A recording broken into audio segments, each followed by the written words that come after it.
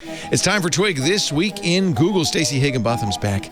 Aunt Pruitt's here. So is Jeff Jarvis. We'll talk about how technology is changing the face of war in Ukraine. The future of hardware, is it subscriptions? Spotify's car dongle, yes, there's probably a subscription there. And how Brandon Sanderson raised $15 million for 4 new books. It's all coming up next on Twig. Podcasts you love from people you trust. This is TWiT. This is Twig. This Week in Google, episode 653, recorded Wednesday, March 2nd, 2022. Thumbsuckers and Hot Takes. This episode of This Week in Google is brought to you by HPE GreenLake, orchestrated by the experts at CDW to help deliver a seamless and scalable cloud experience that comes to you. Learn more at cdw.com/HPE. And by Hover. Whether you're a developer, photographer, or small business, Hover has something for you to expand your projects and get the visibility you want. Go to hover.com/twit to get 10% off your first purchase of any domain extension for the entire first year. It's time for Twig This Week in Google. The show, somebody said it should be Twog. This Week on Google. I don't know if that's any better. We cover... I will not work for Twog. Hey, it's Stacey Higginbotham. She's back. Stacey on IoT.com. I'm so glad to be back. We missed you. We are happy to have you. Yay. It's the everybody in the house. In fact, literally in the house, sitting next to me. In the house. Yeah. Hi, Hands-on Aunt. I didn't say hi photography. yet. Maven. Aunt Pruitt, looking sharp. I try. Yep. And as always. Doing a great job with the club. We'll talk a little bit about some of the Club TWiT specials you put together. Yep. It's been fun so far. Yep. And I'm still enjoying the Stacey Higginbotham book club. And I'm about halfway through this month's book. Corey's book. Rose, Corey's going to be on TWiT on Sunday. I'll have to tell him that you're doing the book club. Tell him we're doing a book club with unauthorized bread. I bought the Kindle version, and I struggled with it as usual, so I ended up buying the audio versions. And I bought the audio. The audio version is awesome. Audiobooks are great. It's great. They are great. They're great. I'm going to start picking audiobooks just for you. No, Aunt, don't do because that. I know because I'm still trying. Pretty much everything's on audio now, I'm which still is nice. trying, but I think that's when I actually have ADD. Is when I try to read books that aren't like instructional books. Yeah. You know, something about reading for leisure just doesn't do it for me. Shall we note at this moment that the man who popularized audiobooks, Yuval Hecht, has died at the age of 91. That is, by the way, Jeff Jarvis. Everyone knows him. down. Everyone knows him as the Leonard Tao Professor for Journalistic Innovation at the... He comes with his own choral group, Graduate School of Journalism at the City University of New York.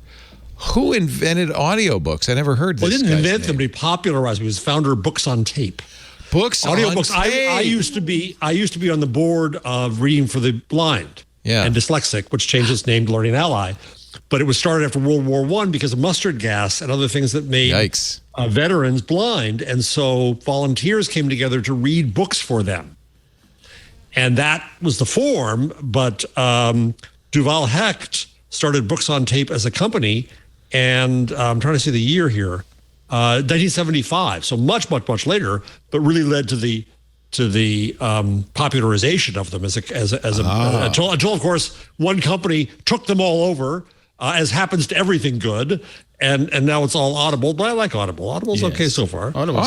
So I was a Books on Tape user. I had a long commute, 2 hours sometimes each way to Tech TV, starting in '98. And I would get, a box would come in the mail with 38 audio cassettes in it. Remember that? And you'd put them in your cassette player. And if what's a cassette? And if one of them got damaged, you were stuck at that point. You'd tell them, and they would send you a new cassette. But you only had a month to get through the book because you had to send it back. It's like library. And when Audible came around, I subscribed in 2000, 22 years ago. That was a lifesaver because you didn't have to send them back. Right. You didn't have broken cassettes. I'm saying you didn't have to worry about file corruption. No. Well, Do you know, but you could download it again. Do you know LibriVox? Yeah. Which is the open podcasting. It's the volunteer version. There was a book I needed to read, and I didn't have time. And so I went on LibriVox and found it. It was a William Dean Howells a book from the Gilded Age. And the narrator was great. He was phenomenal. Which is cool because these are volunteers. So, they're all public domain. It's going to be probably when I retire, that's what I'll do is I'll read for these guys. That would be kind of fun. I could do that for free and fulfill my audio narrator dreams. You have such a good really voice, great. Stacey. I would get. You know what you should do, Stacey? Is you should do Edith Wharton novels. Accents. Edith Wharton novels would be. Yeah, you could do the accents. That would be so great if you did Age of Innocence and House of Mirth. You would be perfect for that. I do love a good Edith Wharton. I know they're great. I have an audible version of House of Mirth I've been listening to. Fantastic. But I could hear you reading those. That'd be wonderful. Anyway. Yeah. Anyway. Let's mention though. I mean, I'm glad you mentioned it because he was a pioneer, and Books on Tape was for many of us kind of the entry gateway drug. Duval Hecht. At the age of War and Peace ran 45 tapes. I remember. I was listening to the Aubrey Maturin series, and I'd get these big boxes of tapes, and you'd kind of have to hustle because you only had a month to listen. My grandmother, she used to run a flower shop in Greenville, South Carolina, and our commute was from Clemson to Greenville, so it was a little long for her. And we would get in the car with her in the summers to go work at the flower shop, and she would always pop these tapes in and like, oh man, why are you listening to this stuff? We wanted to hear music, and she was always playing these books on tape. And I'm like, oh, Grandma, give us some music, please. Hecht was working as a broker in Los Angeles in the late 60s. He had, as everybody does in LA, a long, awful commute. He told the LA Times he became frantic to escape his daily misery on the road. Radio, he said, offered little more than bad music and worse news. He found a degree of solace in recorded books for the blind, which he played on a reel-to-reel machine that rode along like a passenger in his Porsche. But in 1975, he, with the seed money from the sale of his Porsche, he started books. Books on tape. And really, Books on Tape was a lifesaver for me. I love it. Well, all right. You know what? I'm glad you brought that up. We're big fans of audiobooks here. Indeed. Audible has really kind of democratized it and simplified it. Yep. And they, by the way, they have a lot of Books on Tapes recordings on Audible. I guess they licensed them over. So I'm reading the Washington Post obit. Quote, listening is just returning literature to its original form. Before Gutenberg got into the act, he once told the Journal, referring to the 15th century craftsman regarded as a father of modern printing. Do they really think people don't know who Gutenberg is? Well, not if they listen to this show. They are experts on Gutenberg on this show.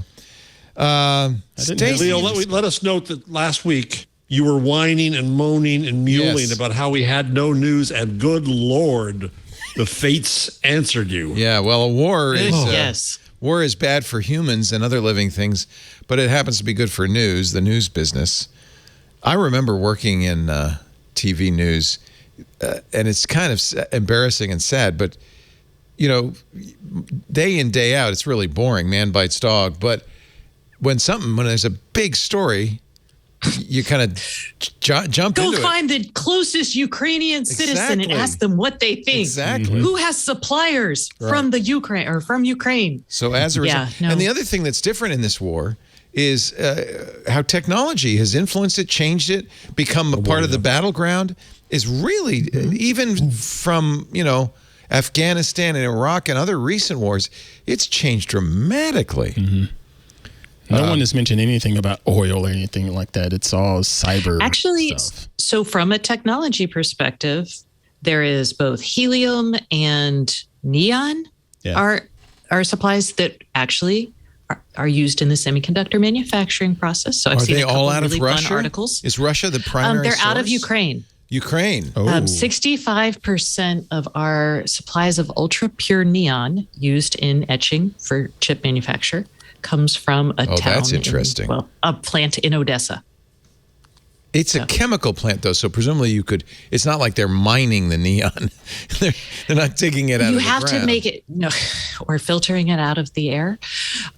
You do actually have, it's a clean room facility process, so you have to have, I can't remember. It's a complicated process.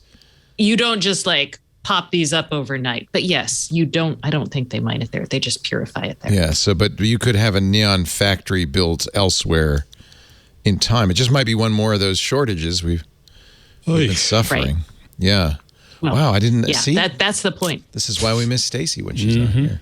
Ta-da! Yeah, exactly. Weird news about semiconductors. I put some semiconductor news in here just for you, Stacey. You'll be glad to know. But let's start with Ukraine and how tech is responding to it. And there's so many stories.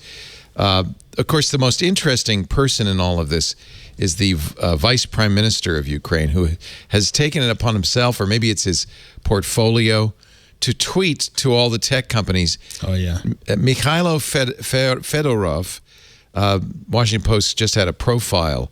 He's on him. He's the nation's youngest cabinet minister, and he has taken to Twitter to shame Silicon Valley.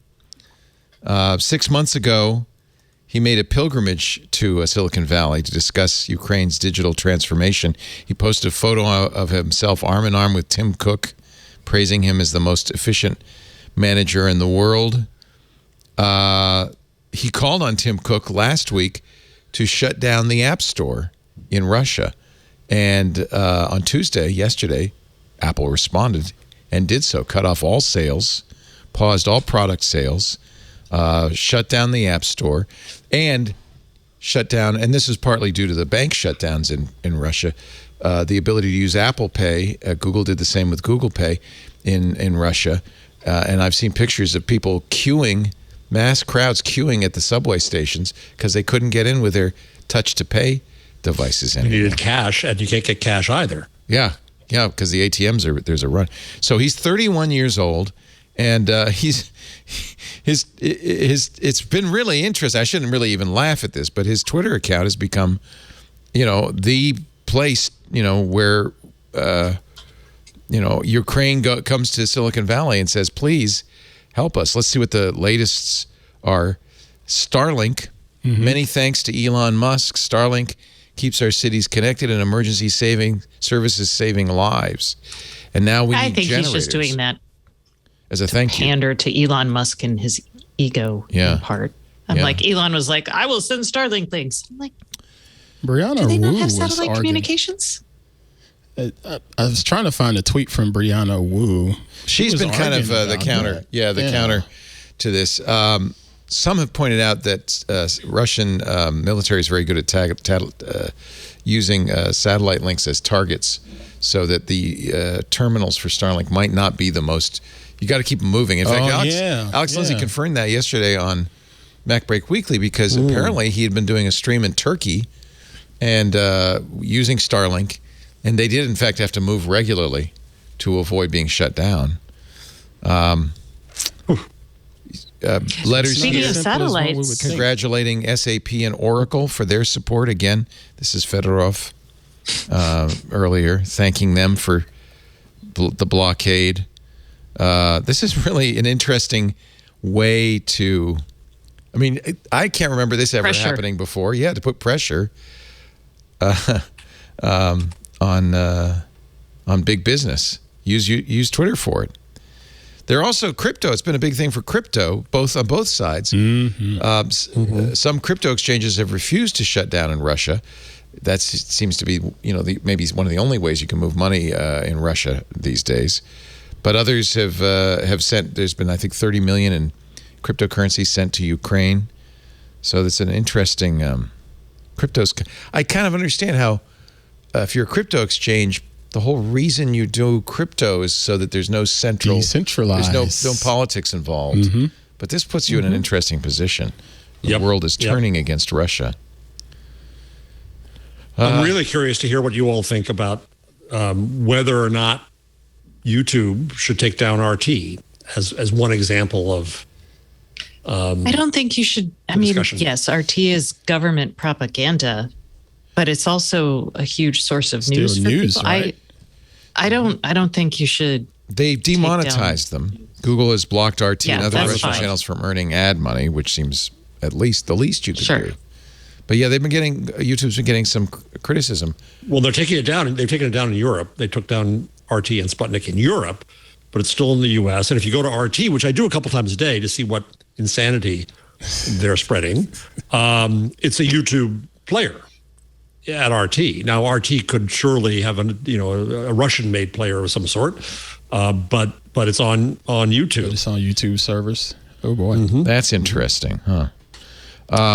What does RT say? I mean, is it? Oh, so they had a couple things. They had they were playing a lot of documentaries, air quotes, about Ukrainian atrocities in the Donbass that motivated them to come in. Oh, please. So it's pure Putin propaganda. Oh, it's pure propaganda. The big thing is this. The big thing, I just heard the argument before I came on the show that they make, which is that evil America, it's all evil America. Evil America manipulated Ukraine into this position so that we could then fight with Russia.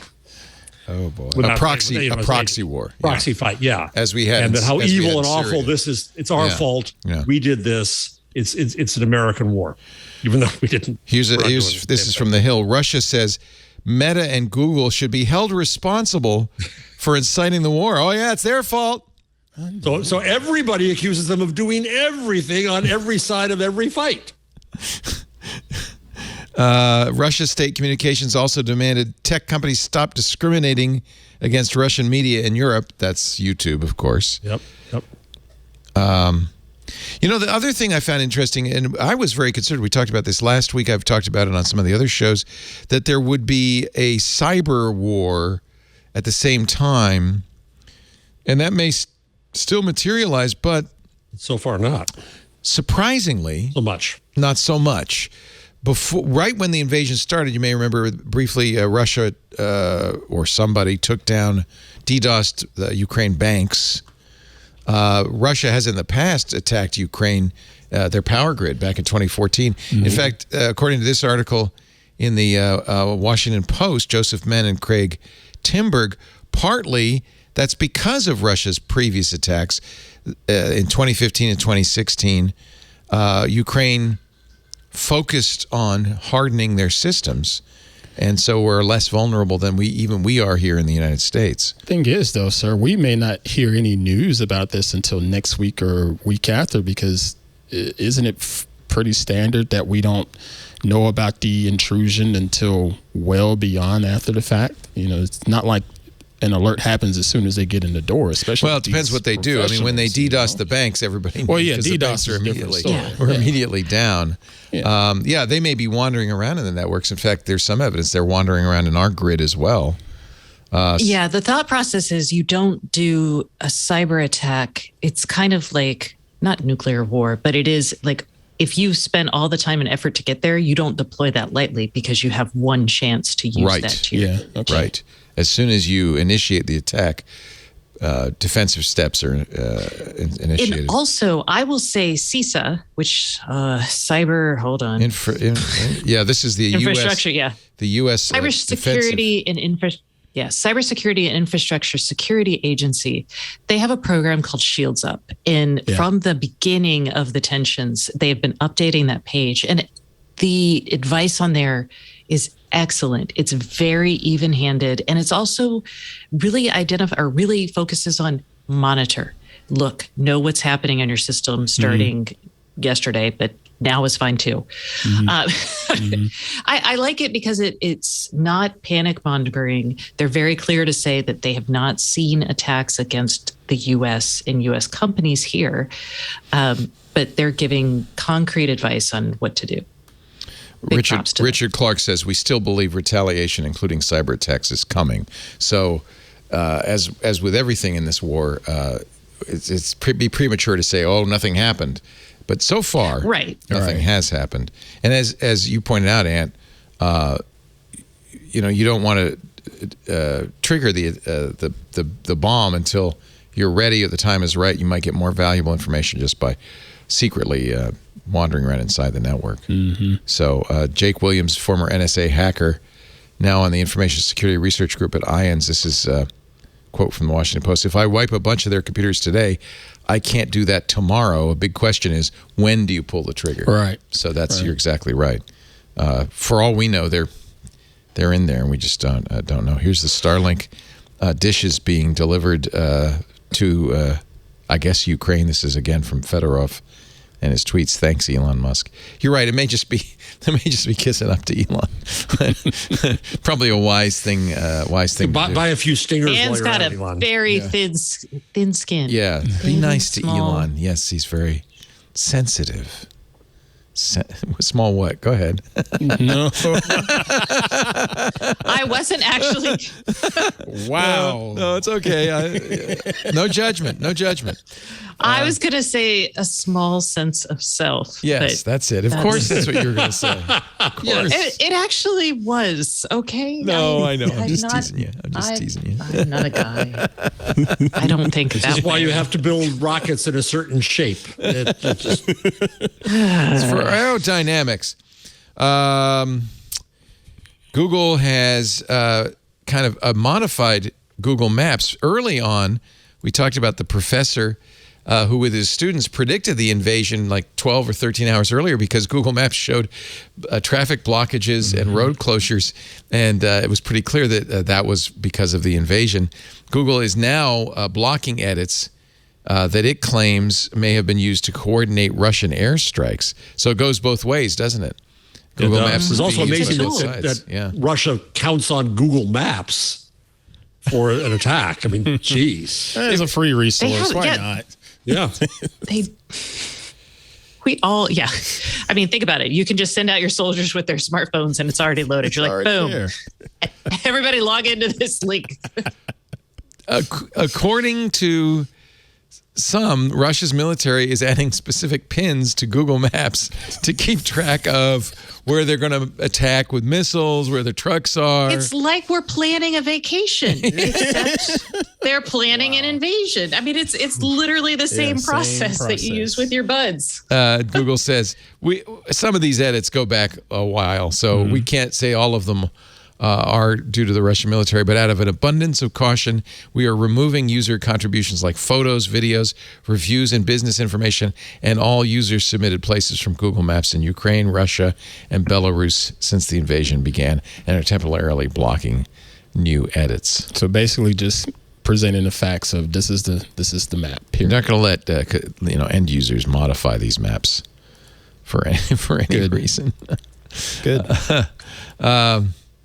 Wikipedia has also been a battleground. Big article. It's nice to see an article about Wikipedia every once in a while. People forget how important Wikipedia. Make your donations, folks. Yeah.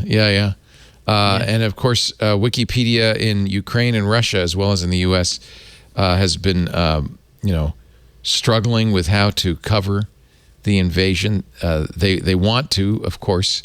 One of the things Wikipedia does very well is cover current news events. I don't know if people know that. It's a really good news source. Yeah.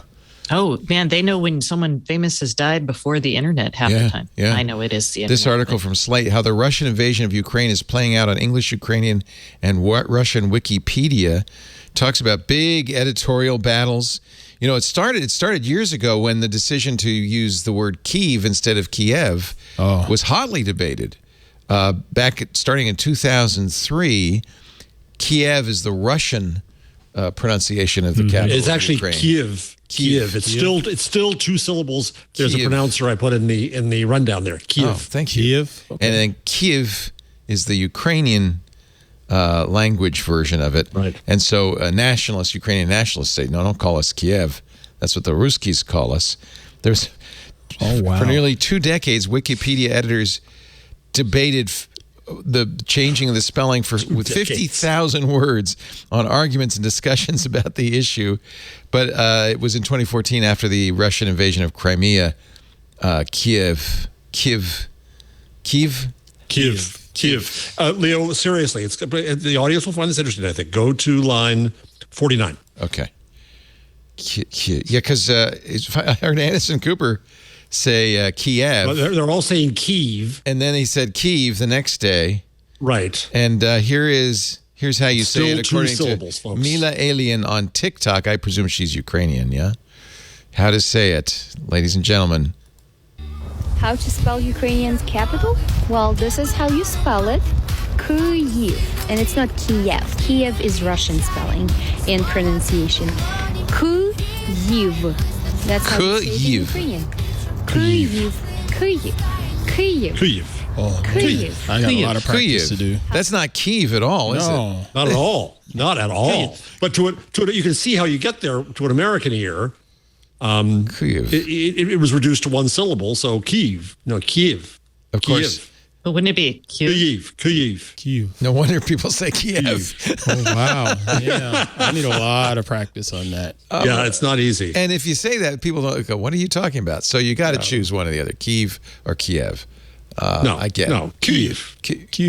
No, you get to. We're in a position to educate people. Yeah, Should we? Okay, we should be the people who say it right. Kyiv. Yeah, that should be our goal. Say it again. Kyiv.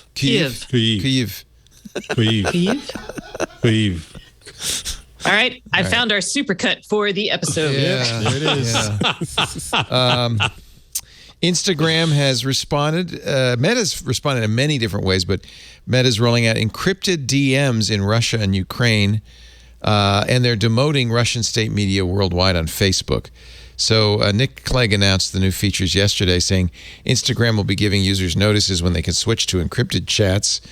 Of course, WhatsApp has already been encrypted, as is Facebook Messenger, but now it's available also on Instagram. For both Ukraine and Russia? Because the dissidents there need it. Well, honestly, more and more I'm feeling like the only real way out of this is for Russians to rise up against Putin and depose him. I think that seems like a great strategy for them. Well, what else? Just like it's like saying, "Hey, you got to get rid of Stalin," and you're like, "Oh, yeah, thanks, that'll help." I know, but otherwise, if he's untouchable.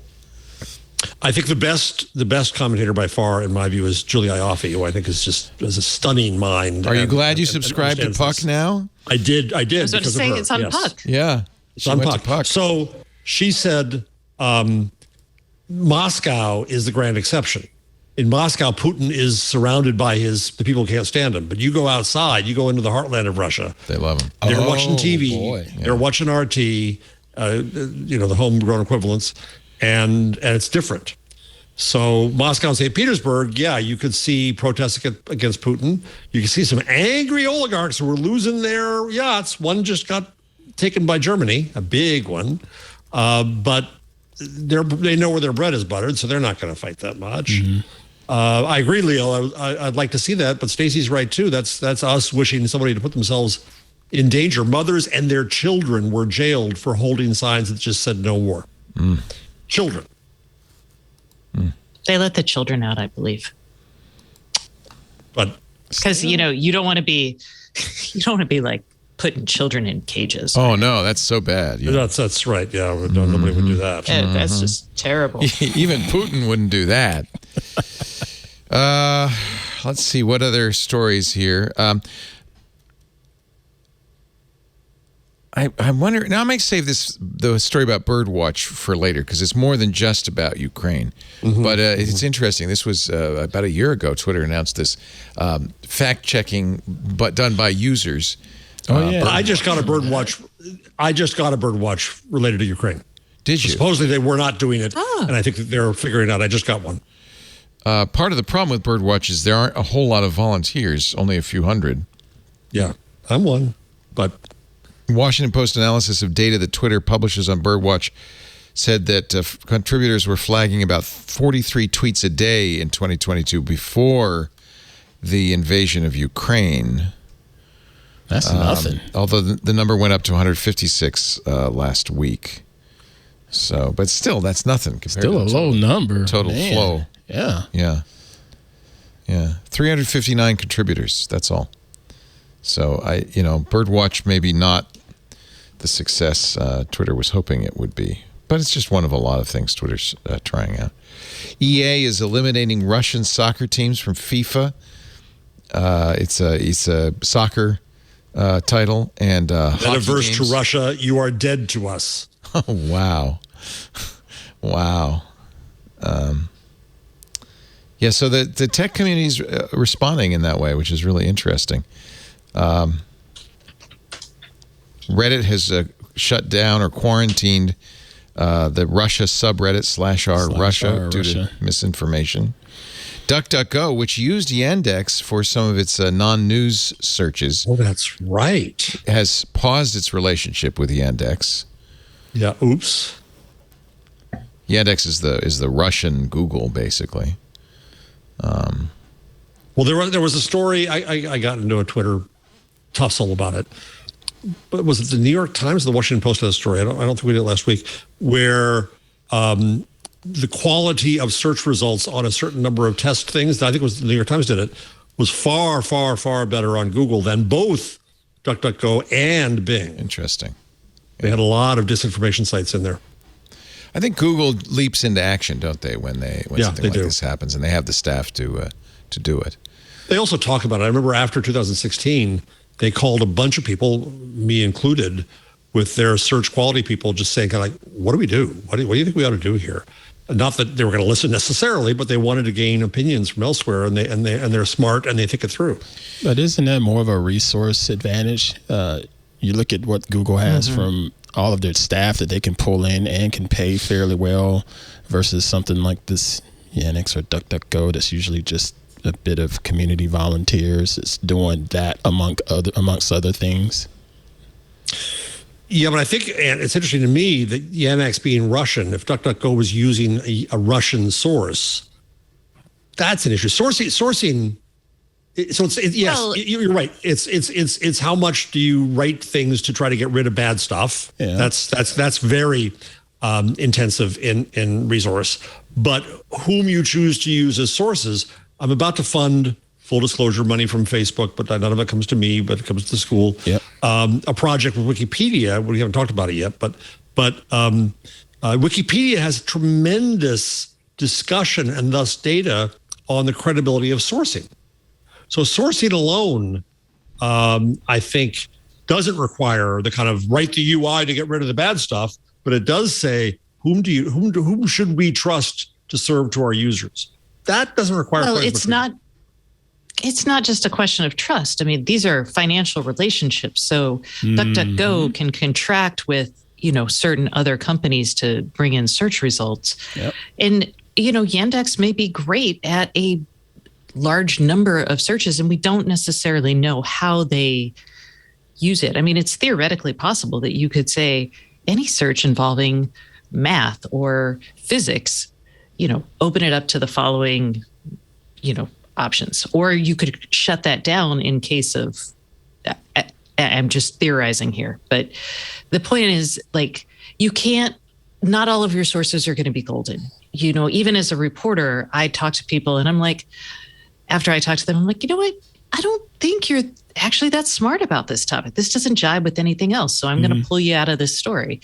And I don't think it's crazy to think that they'll have these relationships and have to evaluate them when suddenly. Yandex was seen as an alternative source, 15 years ago. But now I just searched for Ukraine on Yandex. Third site is RT. Looks like about the sixth site is TASS. What do you expect? That's why they pulled that. Yeah, that's why they pulled their search results. But what was being served up over the last, since 2014 and the invasion of Crimea? And you they used it was they used it for non-news, so they were aware of this this potential. Let me look up the geography of Eastern Europe. But they may not just use Yandex. They may consolidate those results with Bing and Bing was other trouble search too. engines I can't think of. Yeah. Well, yes. A lot of tech companies, as we've mentioned before, in Ukraine. It was a big tech area. A lot of companies hired tech staff in Ukraine. And there are, of course, Ukrainian companies. One of our sponsors, Grammarly, is a Ukrainian company.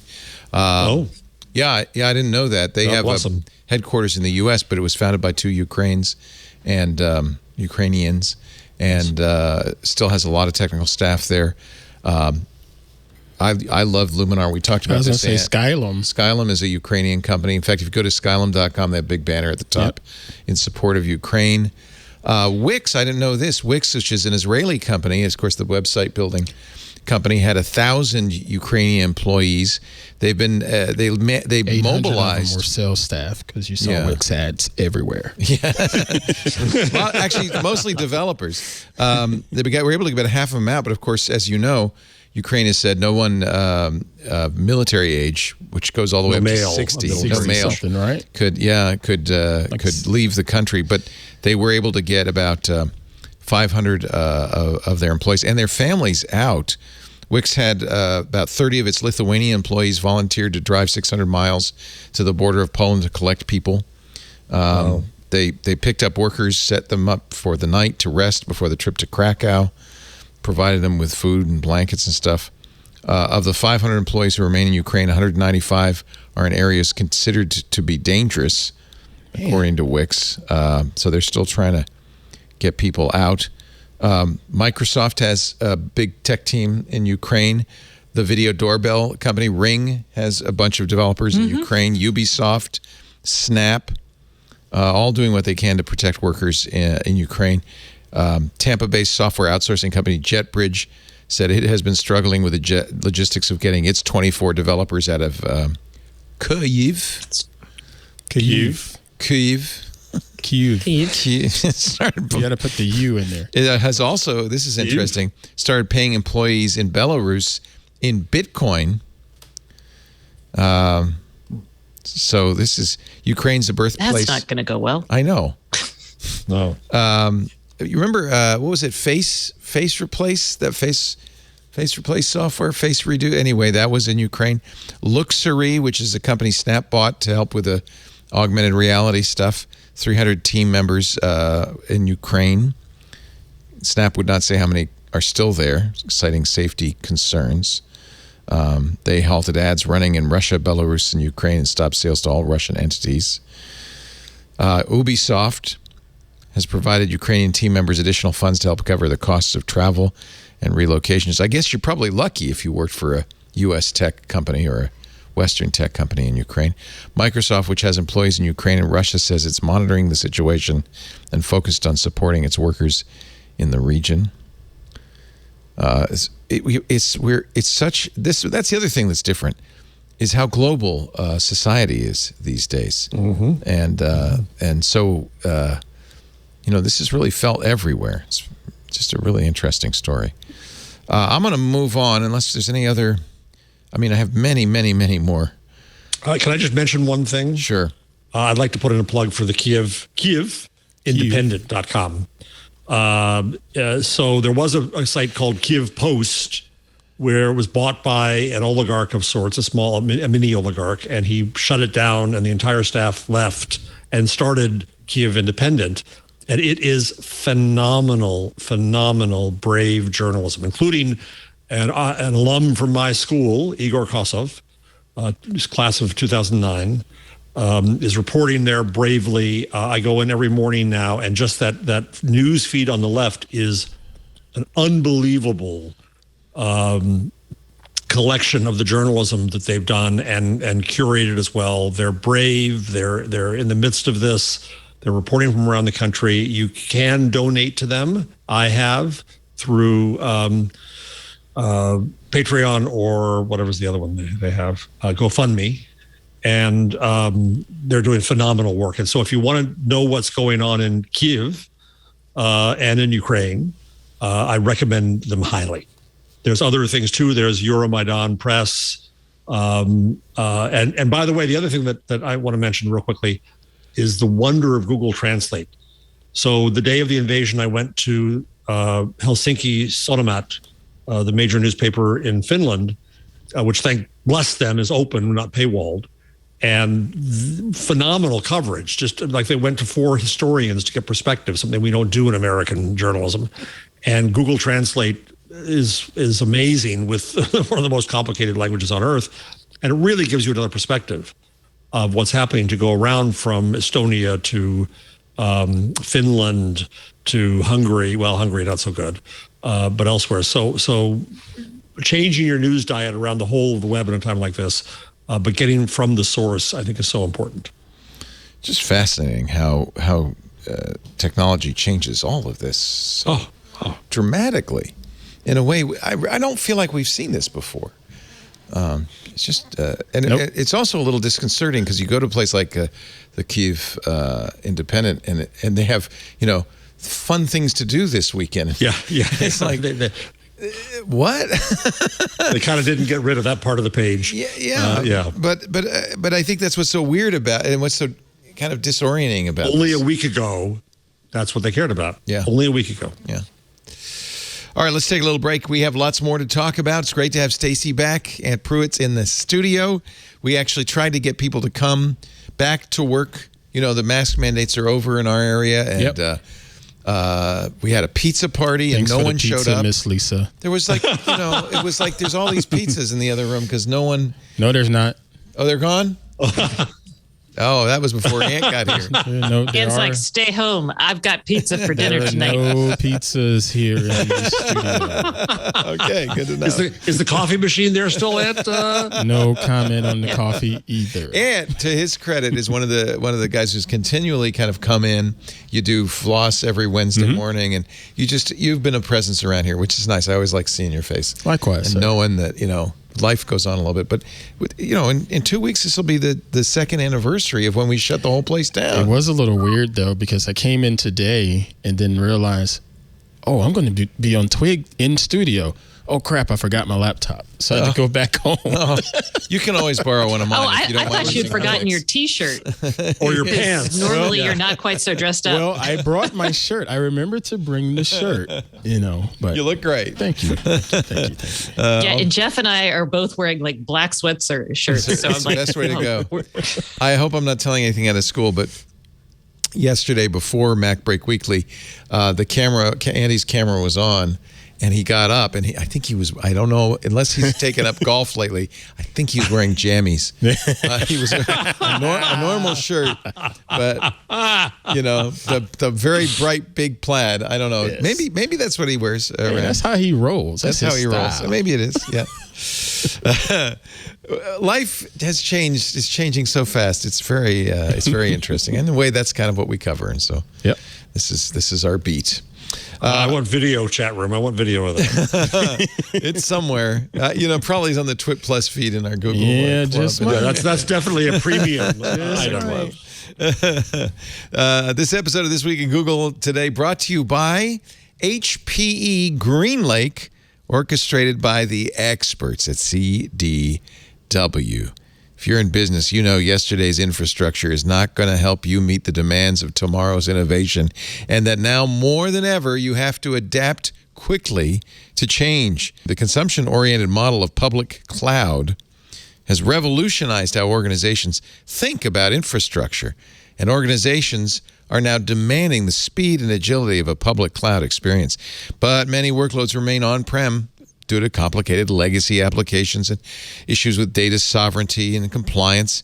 And of course, let's not forget, the seriousness of migrating sensitive data to the cloud. IT is caught right in the middle of it, trying to satisfy the demand and the growth of their organization while struggling to manage disparate data. And of course, as always, you got to do it all within budget. Well, I got an answer for you. HPE GreenLake and CDW can provide a seamless and scalable cloud experience across your entire organization that you can easily manage from anywhere. No matter where your data and applications live, on-prem, public, private clouds, trust HPE and CDW to automate your processes so that you can focus on the next big thing. CDW can help you get the most out of your unique and complex data needs by assessing your organization's needs and designing and implementing a tailored HPE GreenLake solution to modernize your business and meet your digital transformation goals. And then, of course, once implemented, CDW also provides ongoing management, freeing your staff up to focus on innovation. Seamless cloud experience across all your organization's apps and data thanks to the as-a-service model that meets you at the edge. Scalability that provides instant increase in capacity, giving you the flexibility to match your growth and meet demand, and streamline management of all your data and applications with a single platform, providing simplified operations and accessibility from anywhere, giving you back time to focus on innovation. CDW not only helps assess an organization's needs and build a unique HPE GreenLake solution, but they also remain an active partner and provide support throughout the management process. CDW experts also bring decades of experience designing, orchestrating, and managing strategic cloud solutions that help you unleash the full potential of your investments, giving you back time to innovate and dream bigger. For a seamless cloud experience, trust HPE and IT orchestration by CDW. People who get it. Learn more at cdw.com/HPE. That's cdw.com/HPE. And we thank CDW and HPE GreenLake for supporting This Week in Google this week. I don't know if it's a big story or not. Epic Games just acquired Bandcamp. Ooh. It's a music. I know a lot of people use it. It's like the home of all of the indie hotness. music. Like, Yeah. So, and Epic, of course, is a gaming company. So it's kind of unclear. Epic says they want to build a creator marketplace ecosystem based on fair and open platforms. Bandcamp will still run its standalone store and community. Co-founder Ethan Diamond will continue to lead the operations. We don't know how much money changed hands, nor when the merger or acquisition will happen or be finalized. It's very interesting. Epic has been kind of buying up some interesting stuff. Epic is, of course, the home of Fortnite.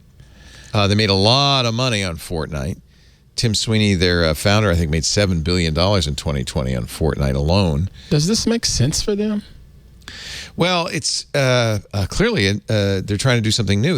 I think one of the things they learned with Fortnite is there's a brisk economy. Has nothing to do with buying the game. The game was free. But all of the extra stuff. In the creative stuff. No, I get it. Okay. So they have bought ArtStation. They bought Cubic Motion. They bought Sketchfab. So they're buying these kind of tools for creators. Epic does. I think it's interesting. I think it's a smart idea because I think a lot of the web has been. We see this kind of. I don't even know if it's a seesaw.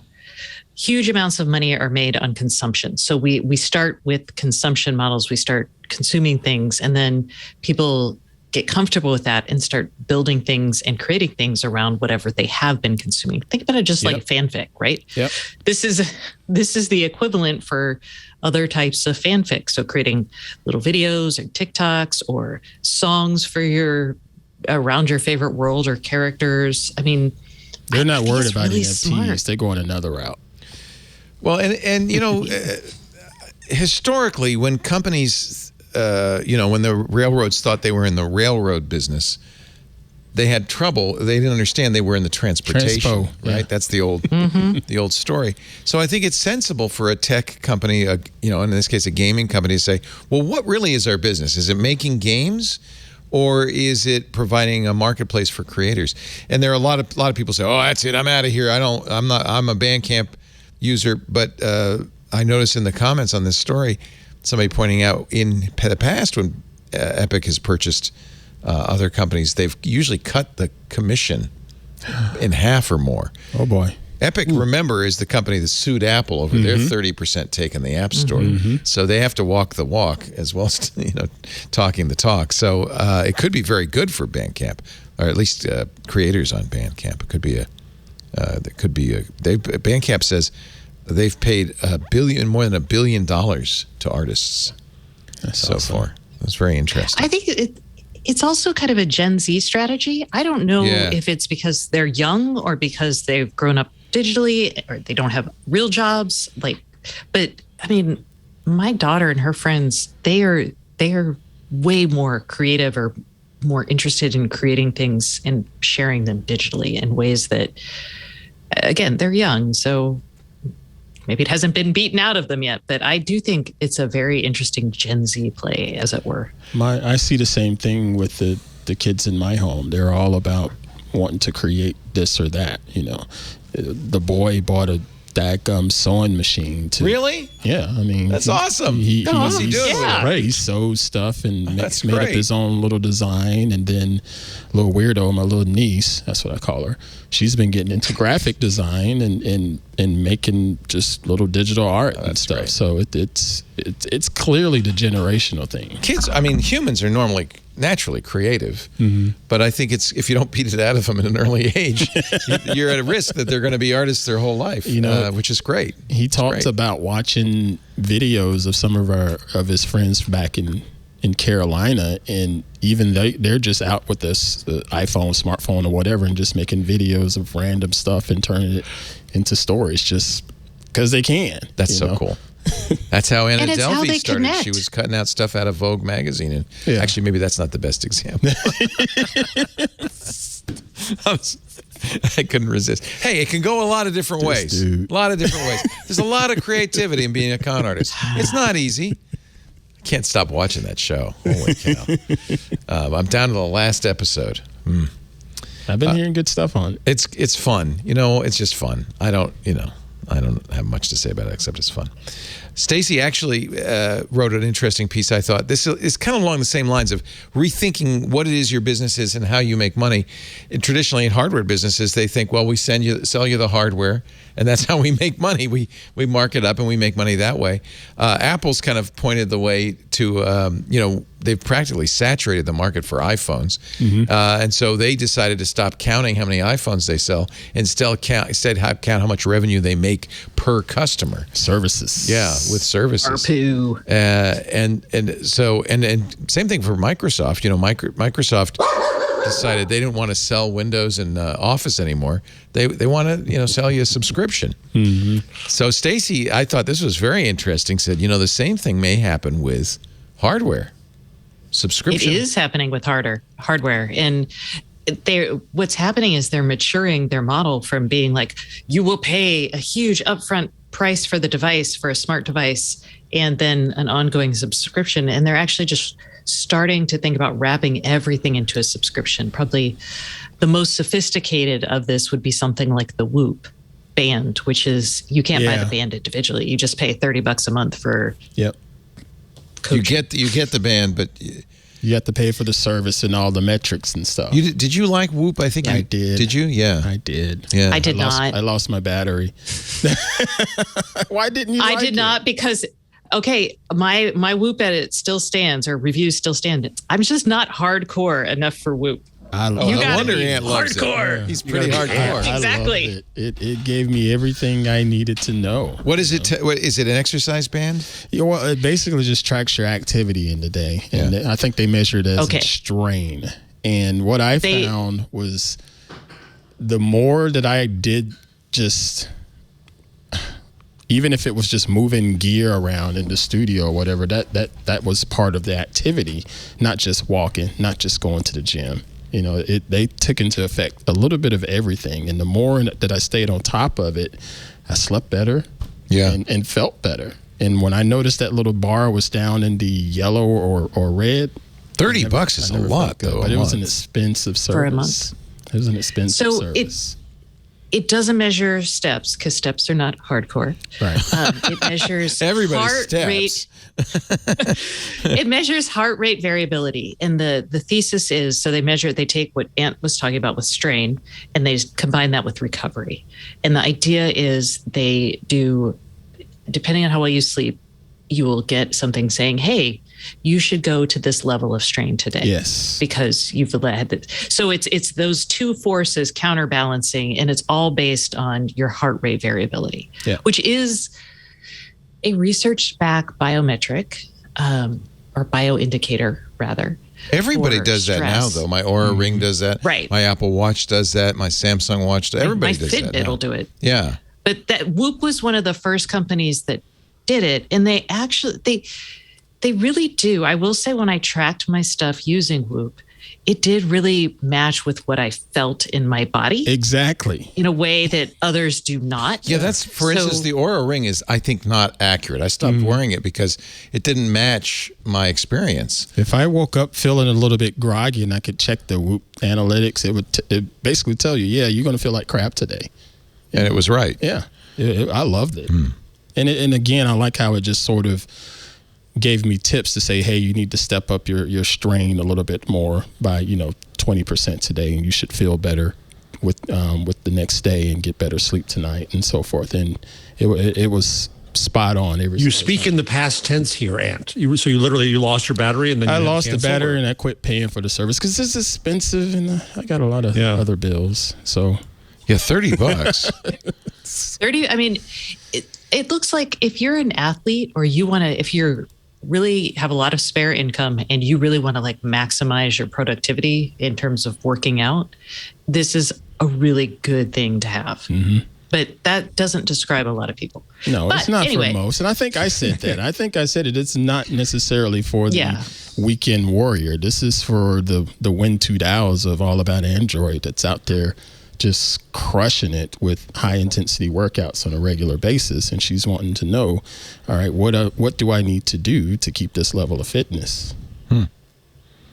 Probably no good for a man over 60.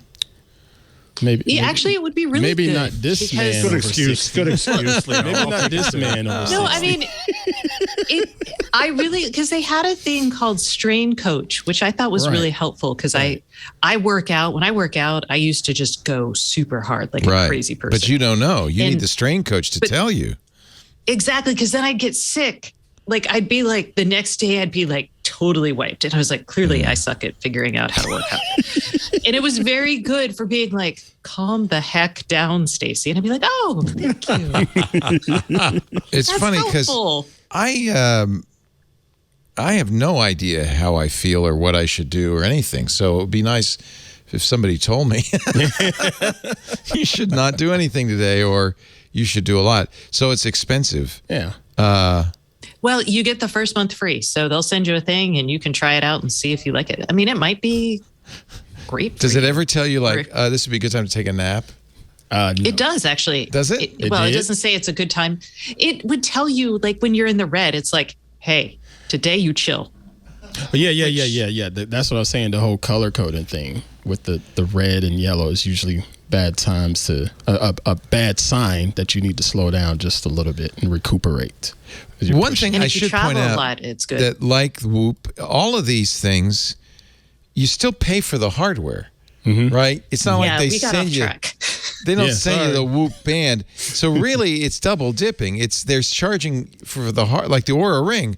Same thing. It used to be you just buy the ring. Now you got to buy the $5 a month subscription to get the most value out of it. And I see that more and more. Well, we got those 8-sleep bed cover that changes temperature and keeps you cool and then warm, and you can just buy it. It's expensive, or you can get for an additional monthly fee the super duper coach. My Peloton bike doesn't even does it work help you put it on the right way, Leo? Oh, you heard that story. Does it help you put it on the right way? Yeah. It's on the right way now. So I think the transition that's going to happen is, and what Whoop is good at, because they actually tell you, look, it's $30 a month. It's really you have to more sign than up for that. 6 months. It's hold on. You don't buy the band at front. So it's $30 a month for however long you have it, as long as you have it for 6 months. Okay. Peloton's CEO talked to the New York Times, and he was saying that maybe we do like a cheaper upfront price and a slightly higher monthly price. So instead of spending $2,000 on the bike and then $39 a month for the subscription, you maybe buy the bike for $500, which puts it more in line with like. Sounds just like our I mean. phones. Yeah. It is a lot like your phone, but the idea is you're getting continual value on a long enough basis because it's smart. And I think this is good because like this is an evolution of connected products. And if you build a connected product, it needs to have value to the user every day, right? So enough that they would be willing to pay for it. And I think if you don't charge them the full upfront price and it's more comparable with normal dumb products, then I think people won't feel as ripped off when they try to evaluate these deals. Can I ask you a question, Stacey? Yes. So we saw with the Remarkable, right? That they said, oh, this is included. And then suddenly later they add a subscription. How much are you seeing that where when you buy it, you don't know what the deal is and the deal changes? That's pretty common because the company, I think it will become less common going forward because companies now are more sophisticated about saying, oh crap, I've got to keep a cloud connection. Right. Or the other thing is, oh crap, I can't sell enough of these. And basically this hardware Ponzi scheme where, there's enough new users in that you can pay the funds to keep the other ones operational. So we're going to keep seeing that. The other thing that's influencing this is no matter how good you get about predicting and building in your cloud costs, VCs are not funding companies if they don't have recurring revenue. They look at this and they're like, that's where the money comes from. Yeah. Let's take this SaaS model to hardware. We love this stuff. It's money and margin. So that's the two trends driving it. One, it used to be required and people weren't sophisticated enough to price it in early on. And now it's VCs are like, don't you leave that money on the table. I think of my Owl car camera, right?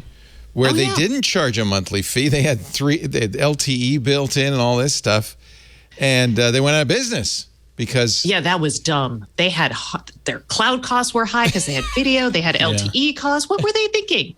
They didn't obviously do a business plan because it was expensive up front, but they nowhere near covered. Obviously nowhere near covered their costs. They ended up getting sold in the new companies back, but they're charging a monthly fee as they should. I was thinking this would be something applicable to like the studio life of things, as far as like cameras and the should we just charge a monthly fee for things like that? But that's I guess what Club TWiT is in a way.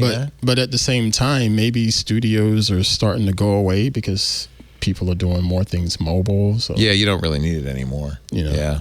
Well, they're talking about doing office subscriptions. So this is a really interesting thing where Leo, let's say you sign up 10 virtual people to be hosts, right? Yeah. And you instead of sending us gear that y'all have picked out and mailed to us, instead you pay some company $10 a month to keep us updated with the latest ring lights and microphones. Oh, that's a good idea. I think I know a company.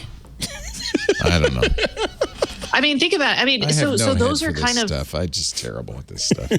I just want to do the content. Yeah, I'm the guy who sold the Owl camera for $3.99. Said, it'll work. You'll figure it out. I don't know. Come on, man. I did something on the back of an envelope. It looked right. Yeah. It would be more than $10 a month to keep you in ring lights. I can tell you that right now. Me? Am I like this evil ring light destroyer? No, I'm just saying. $10 a month, that's not gonna buy anything. No, that does. We're gonna have to charge $50 no, the point is, okay. Yeah, I did not plan out a solid studio at-home. Where's your business plan? I don't think 50 is enough. Look at my lighting. Do you think I know about ring lights? No. So get the Whoop. Don't get the FitBit Ionic. They're all being recalled. Oh, no. For causing burn injuries. Apparently the battery gets really hot. You were supposed to do the burn. Do the burn, feel the burn. Feel the burn. They said feel the burn. They didn't mean on your wrist. Oh, no, I'm feeling the burn. But, good on Google because they're recalling 1.7 million watches, giving every owner a full refund and 40% off another Fitbit.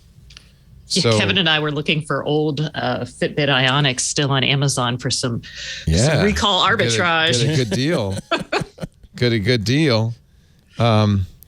Pirates. Did any of you own the Iconic? It was a nice looking watch. I did not like it. Oh, okay. I never got into the Fitbit life or ecosystem, I should say. All right. Well, if you have one. I'm in the Fitbit ecosystem. Oh, my Fitbit's gone. Fitbit received 174 reports of the battery overheating worldwide, 78 reports of burn injuries in the U.S. alone, 2 reports of third-degree burns, 4 reports of second-degree burns. That's serious. Hot. Good. That's a burn, all right. Well, you'd think you would have taken it off before that. You're not a frog in boiling water. I think they must have been sleeping. Maybe. That's the only thing I can think of. Maybe, and they woke up suddenly. Oh, that's the point. Jeez. That would suck. Wow. Grief. Did anybody sign up for Truth Social? Was anybody able to get in? It's not ask me if I tried. It's not on the web. It's not a web service. It's just an app, right? It's an app. It's an iOS app. So there's still a no for me. It was the #1 app on Apple briefly. Is now fallen number 57 on the App Store, just behind Tinder and Planet Fitness workouts. I don't know if that means anything. That's still pretty impressive. It's 57. It's still pretty good. The problem is that nobody's been able to get in. Apparently, not even the former president, Trump, has not yet posted on Truth Social. He doesn't know how to use it yet. He hasn't been coached. and in fact, this would be an opportune moment for him to get on there during the Ukraine thing. Defend his buddy Putin. Yeah, instead he's going to radio and TV or CPAC.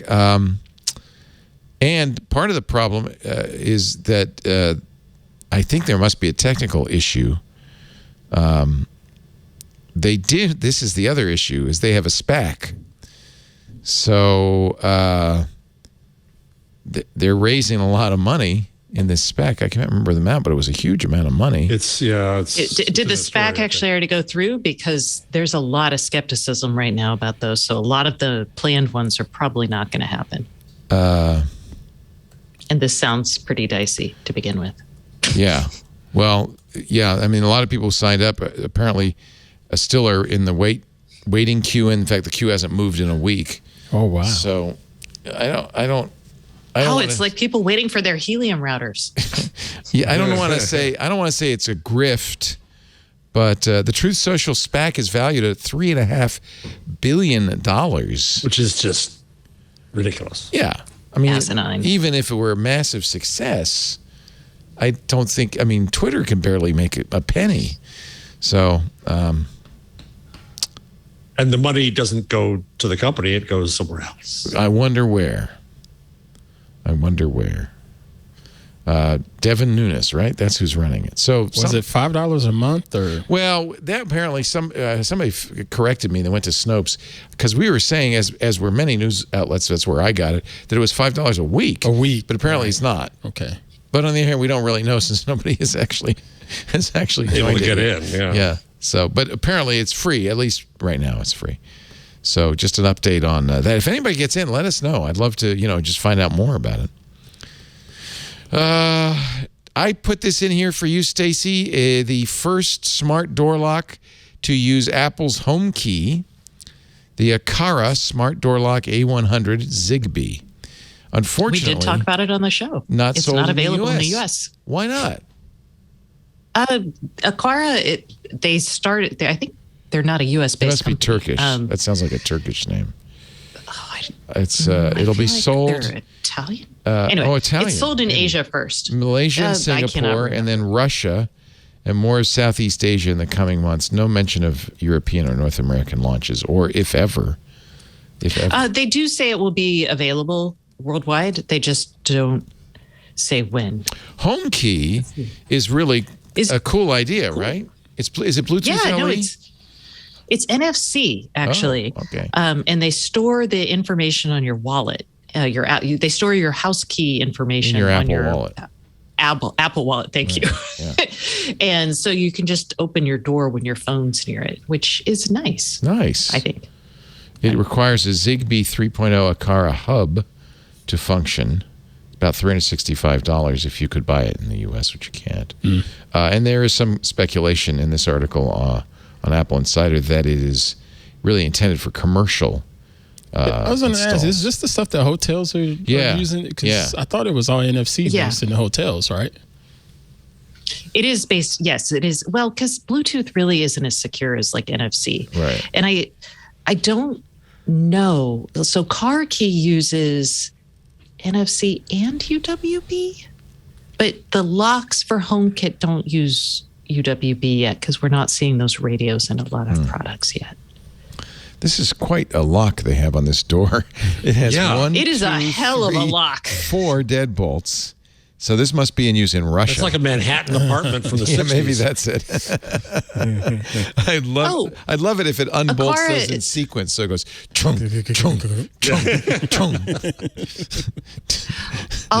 So I just wanted to update. Aqara is based in Shenzhen, Oh, they're and Chinese. In New York. And New York. They're Chinese and they were created like in 2016 and their name is Latin, which is where I got the Italian from. Sorry. Okay. I was like, just don't ask where my brain is. So a lot of talk, and I'm sure you talk about this with Kevin, about the deaths of the 3G networks. On February 22nd, T-Mobile pulled theirs down, Verizon at the end of the year.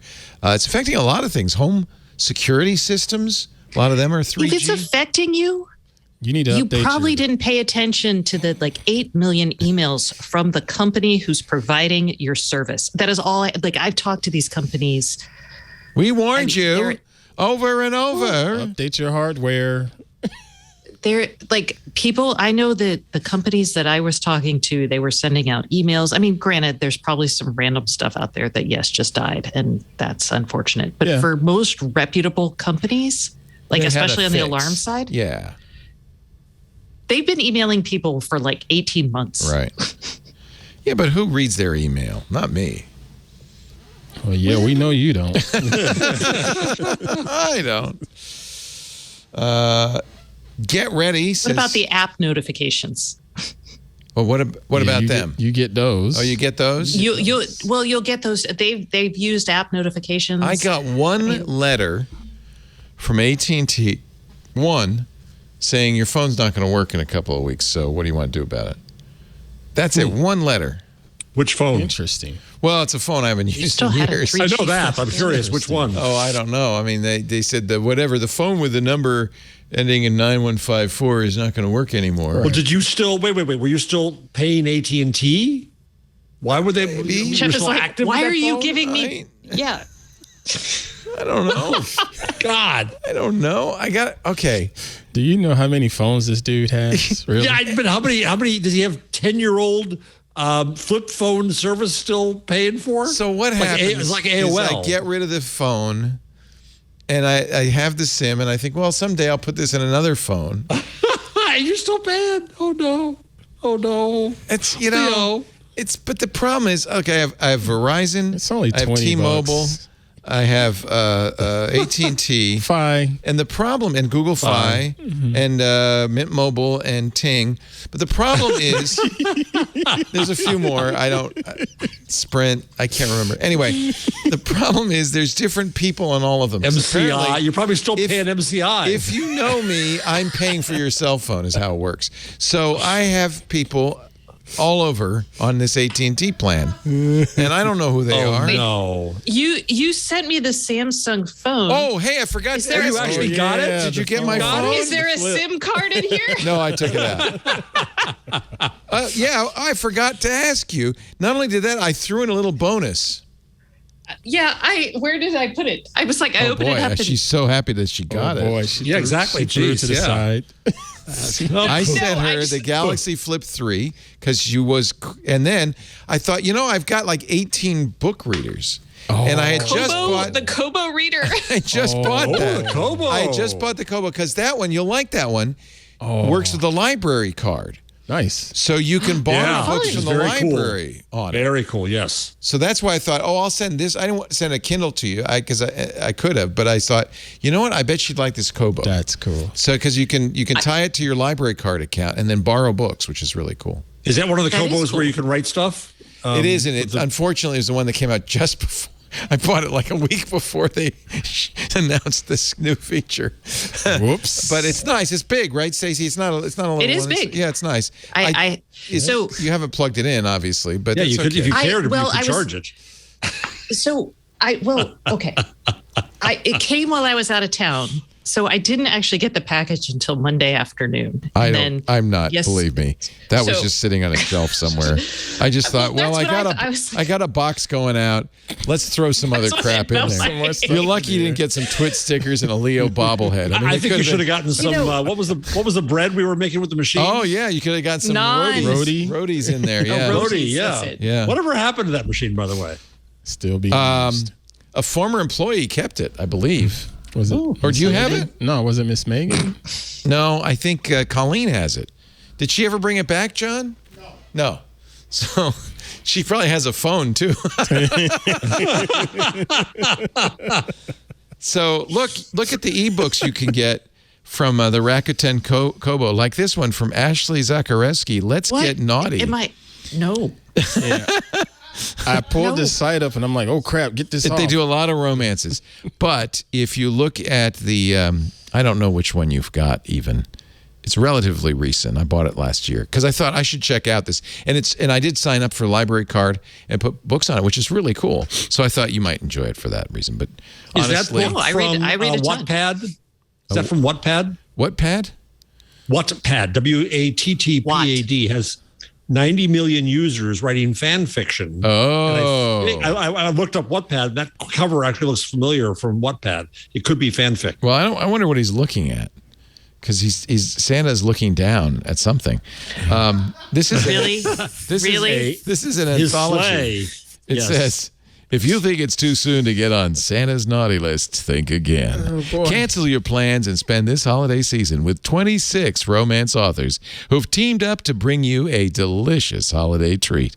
This collection has it all: fake relationships, second chances, enemies to lovers, friends to lovers, workplace romance, age gap, CEOs, bikers, and falling for the best friend's brother. And Rudolph when I go to the ebook store, I get highlighting the work of Black authors. Thank you, much better. And it's in there. I don't know what store you're in. Oh, well, this is Women's Month, a celebration of women's stories they tell. I don't know. I like ebook readers. I read stuff on my Kindle. I mostly technical books because you don't want an audiobook that says C++ equals 4 over 7 parenthesis open close. So but for technical books, the Kindle's a really good choice. And this looks look, nice. They have the most popular recommendations on Book Talk. That's actually, I don't know why Amazon doesn't do that. There you go. That's actually quite nice. So just consider it a little bonus for Stacey's book club. Yes. I forgot to ask you if you even got that. Good. I'm glad it arrived. And it arrived intact. Have you put your SIM in the flip phone yet? I just started updating things last night because, again, didn't get to it. That's I didn't get the mail. That's fine. I hope you like it. I think I'm really excited about it. It looks neat. And my daughter I played with is it in Best Buy. It's surprisingly, the line is not disturbing. It's surprisingly nice. Yeah. And you know what? It's not too heavy. No. The floppy hands can tackle it. That's why I thought for you. Now put the case on. Whoa, look at that string. The case is in the box. So the case is on the box in there because I had to take it off to fit it in to the original box. I just heard a crash. I hope that wasn't a bad this is Stacey. Put the case on it too to give it. I think it's a little better with a case on it. Give it some substance. Good. All right. Apple I feel like I've got a man's wallet. Announced its event. Yeah, look at that. It is kind of manly. I'm sorry if it's too manly, but you do have black. Oh, no. You're actually black fingernails, black turtleneck. And blue hair. And blue hair. You're kind of dressed for that. Yeah, my current case is camouflage. In camo. This is a little more feminine than that. Okay. It does look like a man's wallet, though. I did not see that coming, Miss Stacey. I apologize. It was the case that came on the phone, and I'm not. I don't care what case is on my phone. There you go. See, that's why I sent you that one. Yep. Apple's event is Tuesday. We will cover that live. Interesting name, Peak Performance, which sounds like that's yet another thing for you, Ant. But it's faster iPad. PEEK. Oh, like we're going to take a peek. And the invite was an AR portal that you go into. So I think it's reasonable to think Apple might, in fact, at least give a peek at its rumored AR, VR hardware coming out later this year. So at least let us look at it, but not give us something that we can order. Do they do that? Rarely. Rarely. Okay, I was like, I don't recall Apple ever showing off a device before. Well, they did, and they do with devices where they need developer support. So the Mac Pro, the last Mac Pro, they announced 6 months ahead of its release. They did that with the previous Mac Pro as well. The trash can one, right? Yeah, I think this is, they got to get developers writing stuff for whatever this is. So this will be interesting. I think it's probably going to be more prosaic stuff. Basically, an iPad Air, a iPhone SE, 5G. Oh yeah, we're hoping. Of crossing our fingers for a new Mac Mini. And actually, in the Russian FCC database, there were, I think, 4 new devices from Apple a couple of weeks ago, which usually happens right before an event. And at least 2 of them were Macs. So there may be a Mac Mini and a Mac laptop. Anyway, it's something to watch. We'll be covering it live next Tuesday, 10 a.m. It'll be, I guess Micah probably will do iOS Today early with Rosemary Orchard. Join me at 10 a.m. for that, and then right after MacBreak Weekly. So it'll be an Apple Day on Tuesday, a little program note. Peak performance. Let's take a little break. Come back. Still got to do a changelog. I know you all can't wait for that. The highlight of the show coming up in just a little bit. The segment you just burned through. I look forward to it all week long, I say. Oh, man, I'm just so excited. So excited. Our show today brought to you by Hover. This is the place to go to get your domain names. I think Hover is the easiest, fastest way to get domain names. And I can tell you, because it's so easy and fast, I have hundreds of domain names at hover.com. Why would you want your own domain name? Why wouldn't you want it? Whether you're a blogger, an artist creating a portfolio, building an online store, any business should absolutely own its own domain name. It doesn't have to be for a website, at least for email. If you're a student starting out in the world, get a domain name that links to your LinkedIn page or your resume. Hover has the best domain names and email addresses just for you. I am a big believer in owning your domain name for email. Because then it doesn't matter who you use as your email provider. You can move around as you want, but your address is kind of your permanent address for the rest of your life. Hover makes it very easy. In fact, you can sign up for email from Hover. It's very affordable. So you get the domain and the email at the same time, which is nice because when it's time to renew the domain name, your email renews automatically. Very easy to set up. You can get as many mailboxes as you need. The price is very, very affordable. Their most popular mailbox, basically a no-brainer for business owners. And again, it's your business name, which is, I think so important. Plus, it's real email. You can access from anywhere. You can use the email program you're already using. They have a web interface as well. That's fantastic. And they have so many interesting and fun and different names. .ninja, .art. My photography portfolio, I think there's .photo, but I got .camera. So I have Leo.camera. Don't you think that's good? Because you had to be different, sir. Yeah, Leo.camera. I am a camera. And that points to my SmugMug site, right? Smart. So, I could be leolaporte.smugmug.com, but Leo.camera, so I think, it just represents you a little bit better. If you're a professional, you absolutely ought to have your own domain name.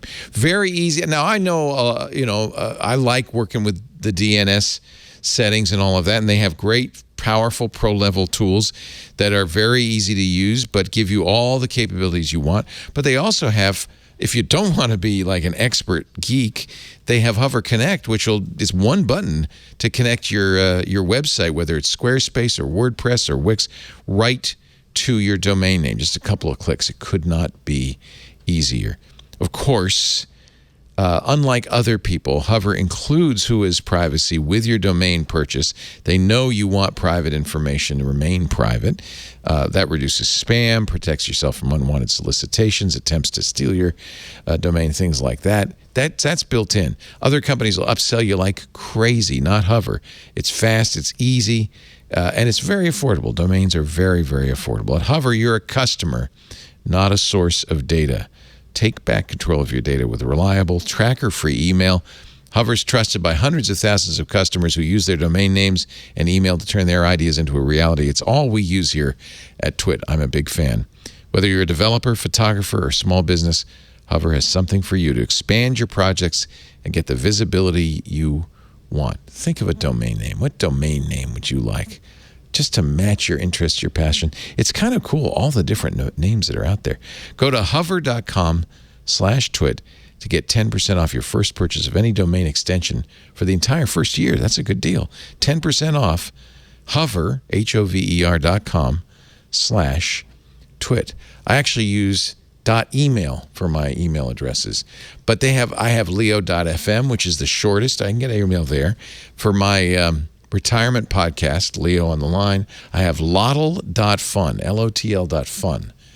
Get it? Lotl fun? Lotl fun?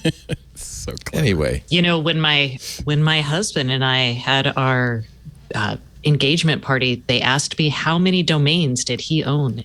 And that was one of my questions. I was like, I have no idea. Oh, you did like the newlywed game? Yeah, exactly. Oh, cute. How many domains does each person own? What game is this? So what was the answer? Well, Andrew's like 130 he's a total... Yeah. That's his business. He's a domainer. He's a domainer. That's his business. How many do you own, he was Leo? then. Did he? Oh, gosh. Let me see. I don't know. I should go to Hover. Let me log in. I could tell you. 100 seems like a reasonable amount. Unbelievable. Wow.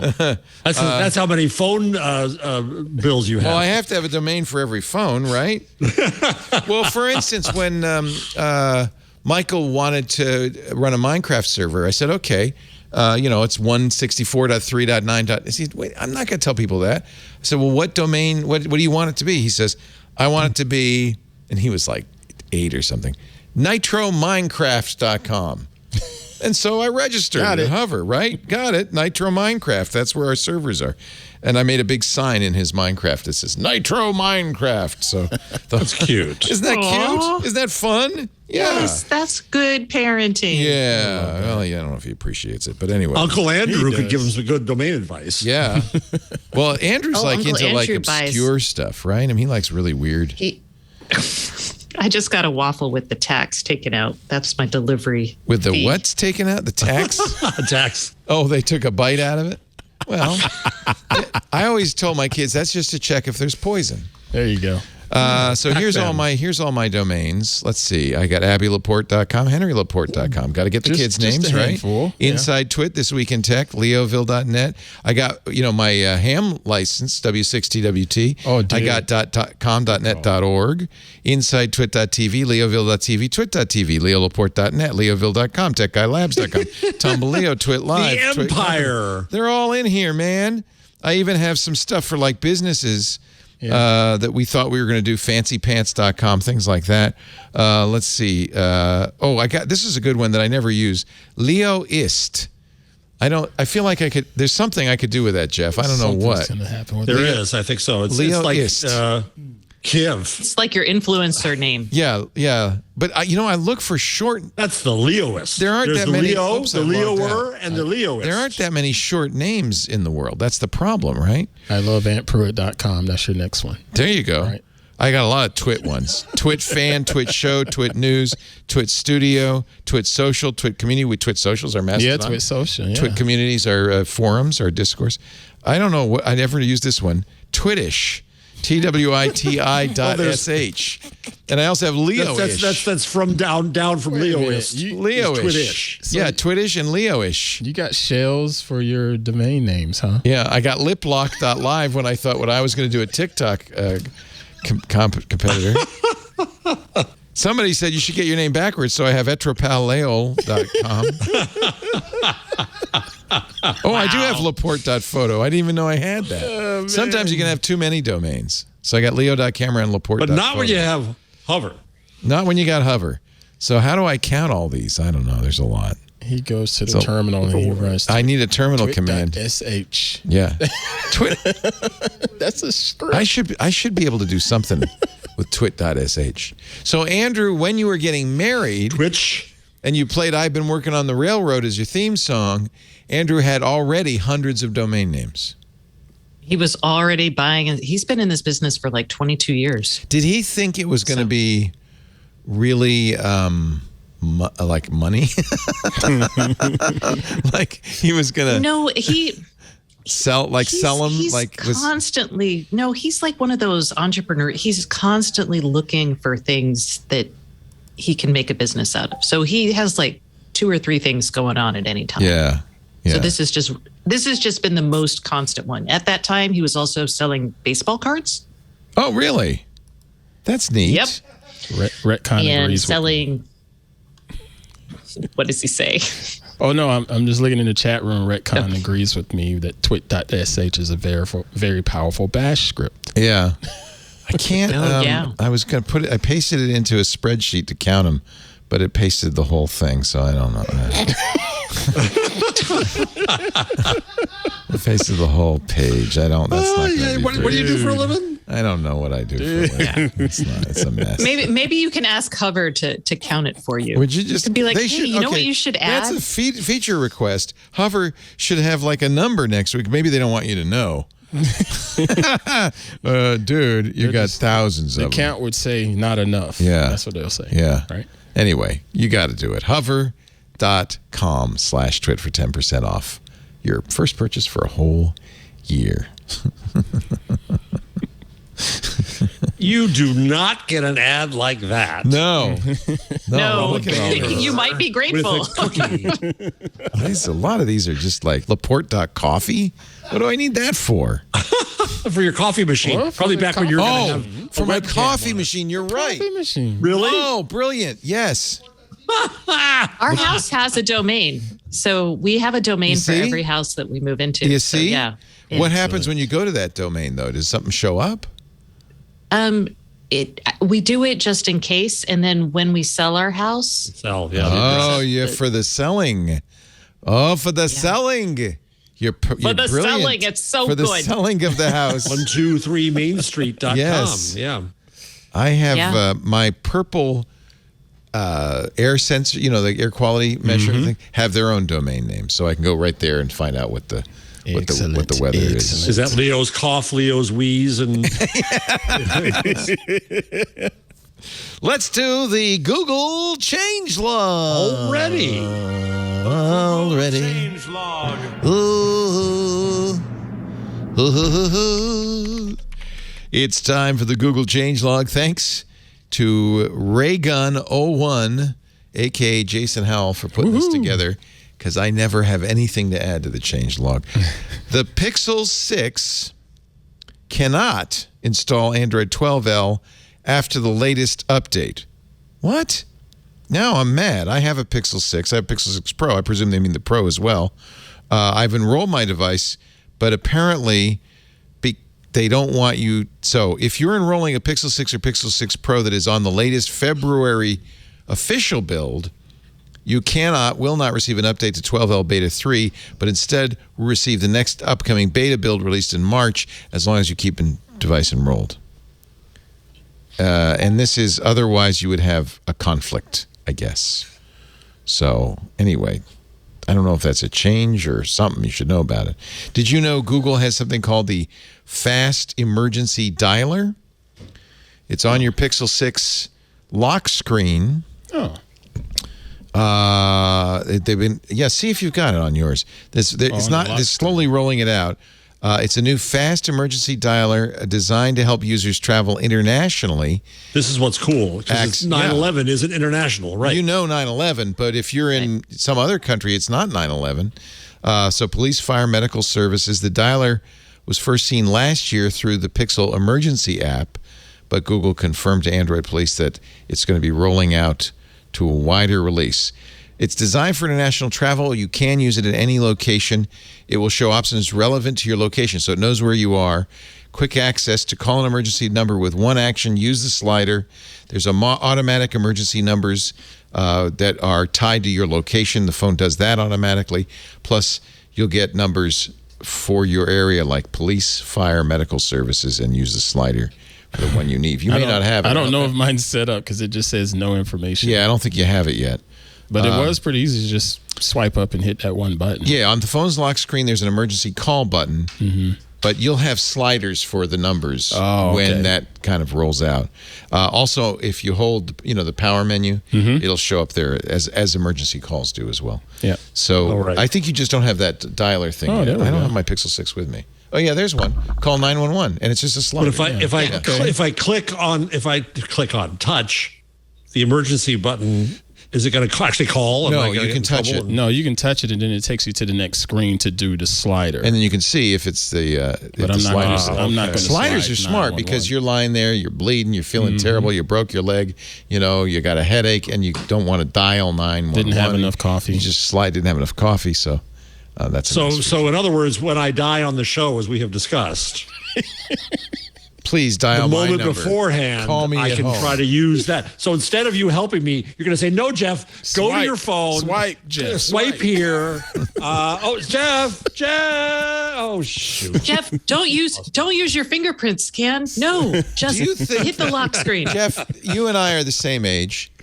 I was just thinking this the other day. I want to write a blog post. Used to be, when I'm ruminating, before I go to fall asleep in your rocking chair, in my rocking chair, ruminating. Used to be, I'd think about pleasant thoughts, girls, football, bourbon. Almost exclusively now, it's death. Oh boy! Do you find that, Jeff? Like you just yes. I think it's with age. You go like I'm thinking. I just lost 2 years. I don't have that many left, and I just gave away 2 years to COVID. Like I'm not gonna have. I'm going to have 20 years. I got 8. My life expectancy is 18 years, 18.2 years. I just gave away 2 of them. Yeah. For nothing. Nothing to show for. I just went through. Some things happened. A few things. Yeah. A few things. Yeah. Not all of them good. I mean, life is not a constant party. We'd be exhausted. Why the hell not? Some people want crochet that in a pillow. Life is not a constant party, says Stacey Higginbotham. It's not party pooper. All right, they're pointing out. I got 600 hours. That's fair. 600 hours in Valheim. About 400 hours in Animal Crossing New Horizons. Valheim, man. You were on a tear with that. I learned to sew. In your underwear. I made a lot of sourdough. Okay, you're right. It wasn't completely wasted. You bought a Thermomix. I did. Yeah, your Thermomix. I knew you were going to bring it up. Yes. All is not lost. Which you didn't gift. So they recently did an MRI or an EEG of a dying person. Did you see this? Did not, because I don't think about that kind of stuff. We're still in the changelog. This is just a detour, okay? So this, an elderly epilepsy patient who was in the middle of an EEG suddenly died. Bursts of activity measured by the EEG associated with memory recall, meditation, and dreaming.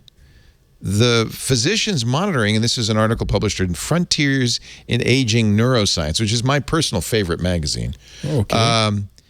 They said this is, in effect, kind of matches what you'd expect if your life was flashing before your eyes. Oh.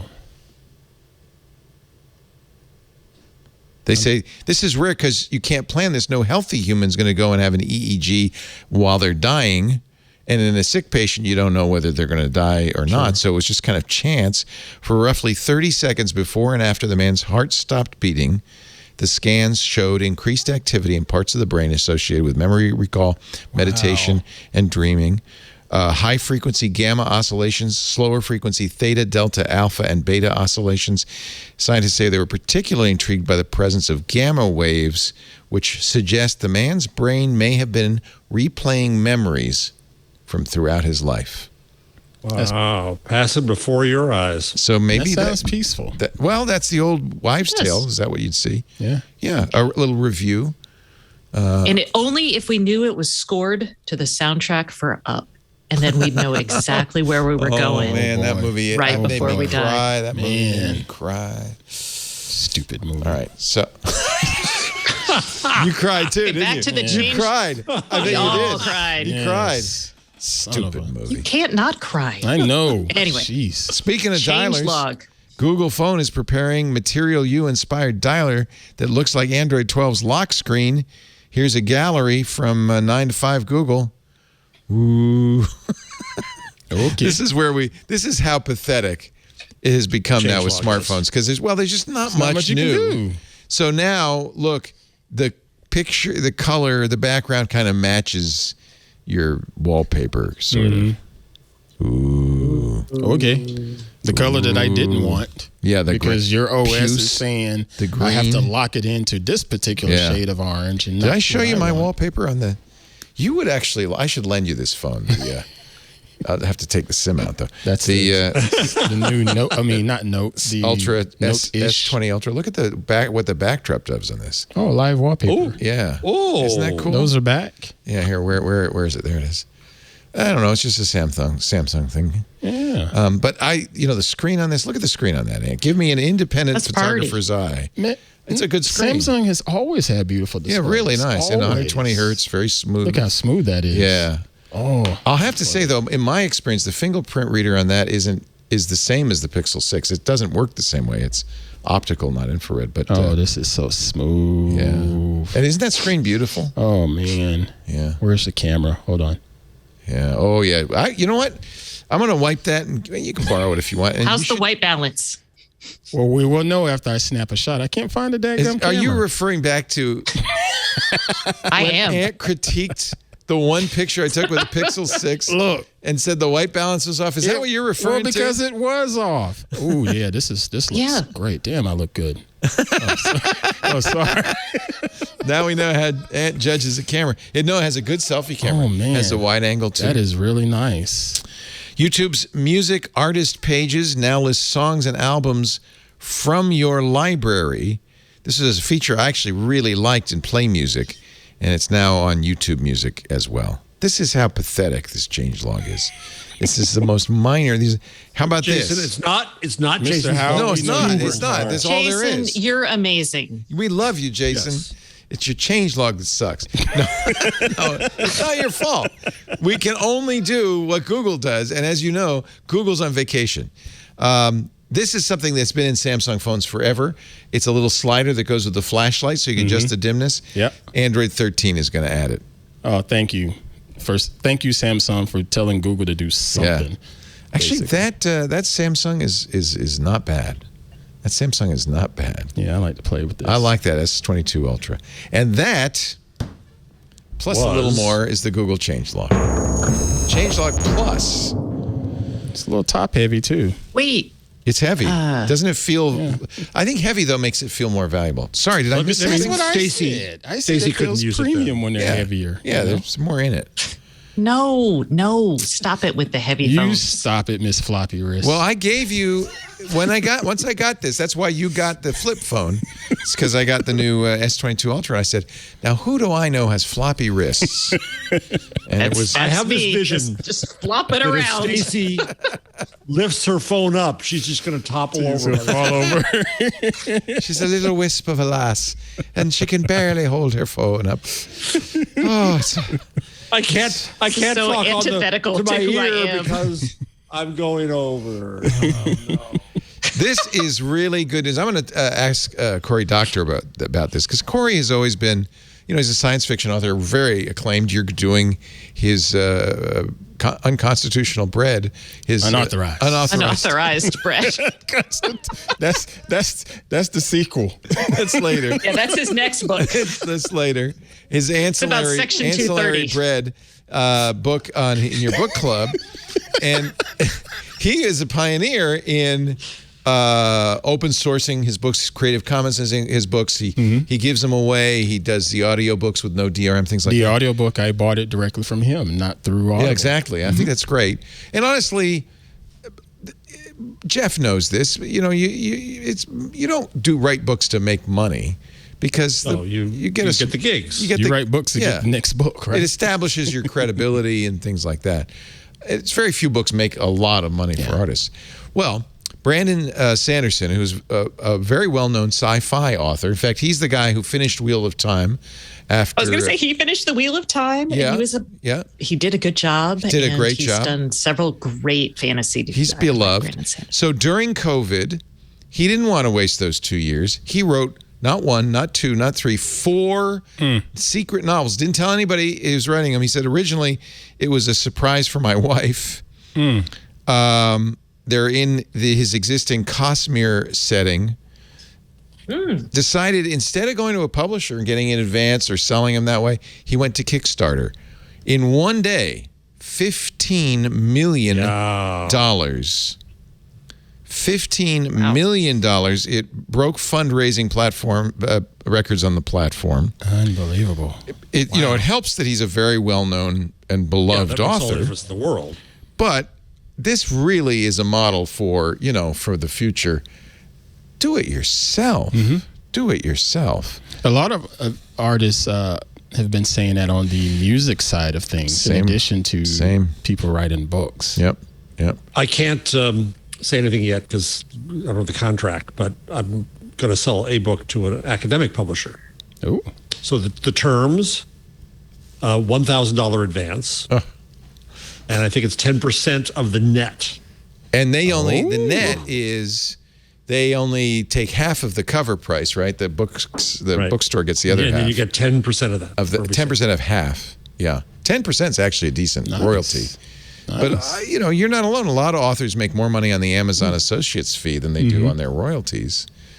Actually, Sanderson did a Kickstarter in 2021, funded a 10th anniversary leather-bound edition of his book, The Way of Kings, raised $6.8 million in that one. Dang.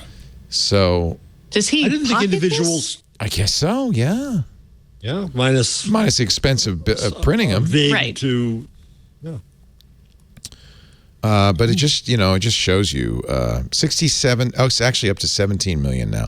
67,000. Oh, it's going up fast. Up to 17. Even as we're looking at it, 67,000 backers. It's only day 2 of the Kickstarter. So you get all 4 books for how much? $10? $40. $10 without a reward. $40 to get ebooks, quarterly ebooks. $60 you get audiobooks and ebooks. $160 you get a hardcover ebooks and audiobooks.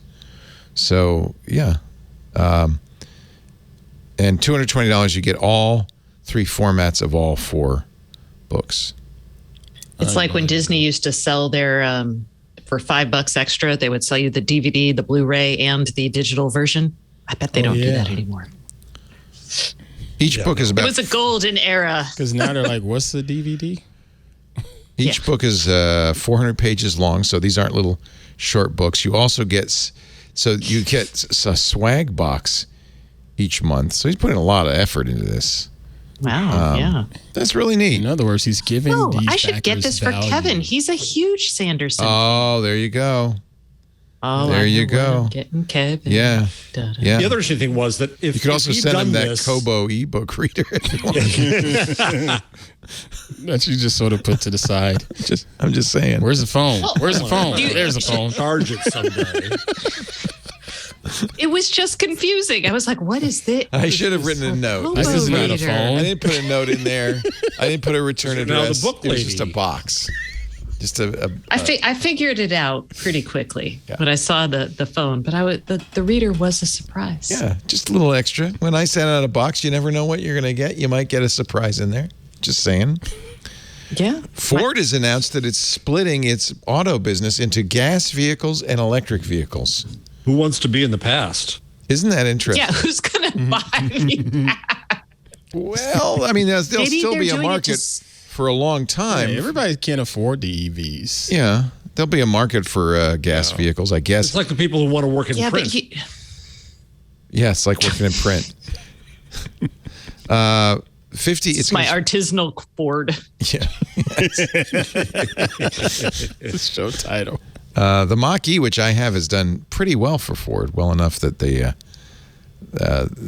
very bullish on that. But I mean, honestly, didn't they do the Lightning pickup truck? The F-150 is a huge business for Ford, and that thing's the electric is probably going to do very well.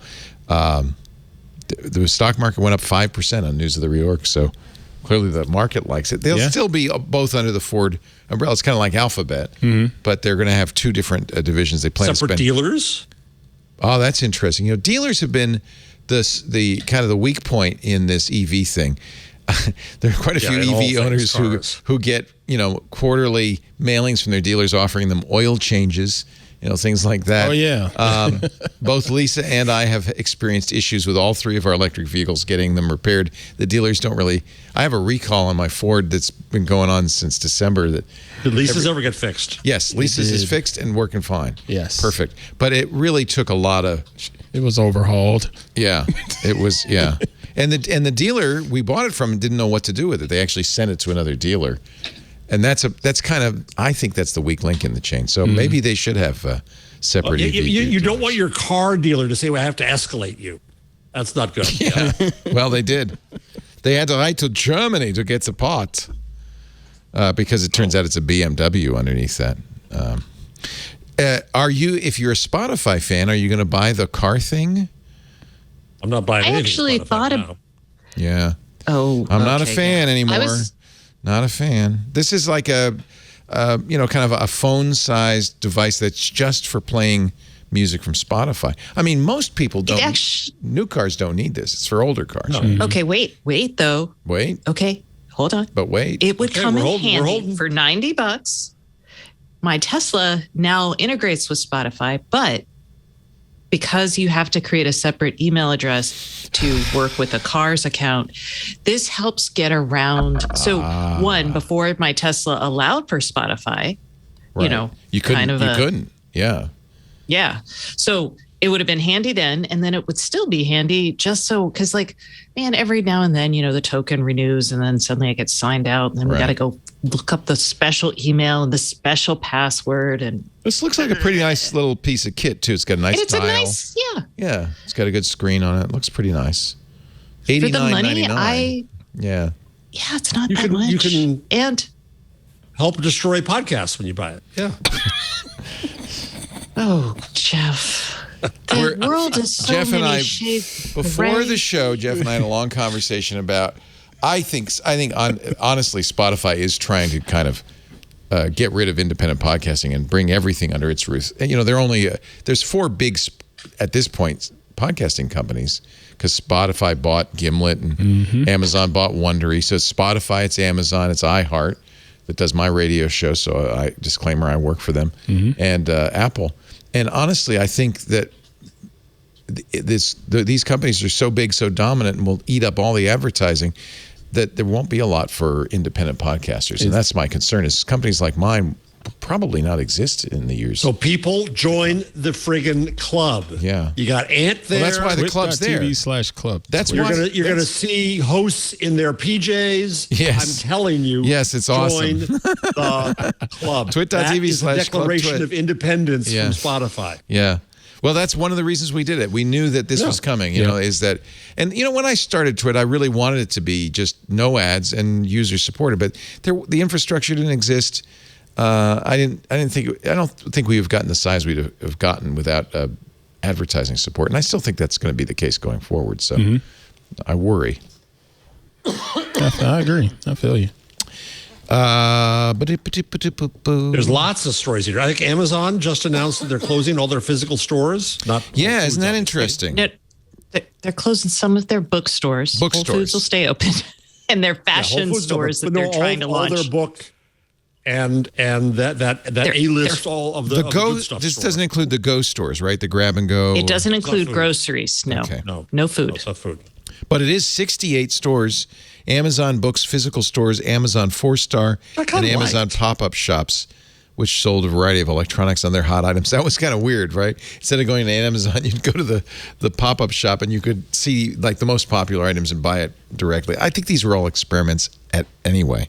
And but they did have them. They have them in very nice shopping centers. Yeah. I mean, like the higher end shopping centers are where you find those. So it's a little interesting for that space. Yeah. Although shopping centers aren't doing all that well, are they? Nope. Shopping centers like the open air malls, and those are doing actually pretty well. It's the big indoor ones that are. The old school ones. Yeah. So they're all graveyards right now. Yeah, it's sad. Yeah. That brings us to this comparison of online versus physical store sales for Amazon. Last year, the numbers for last year, $17 billion in the physical stores, $470 billion online.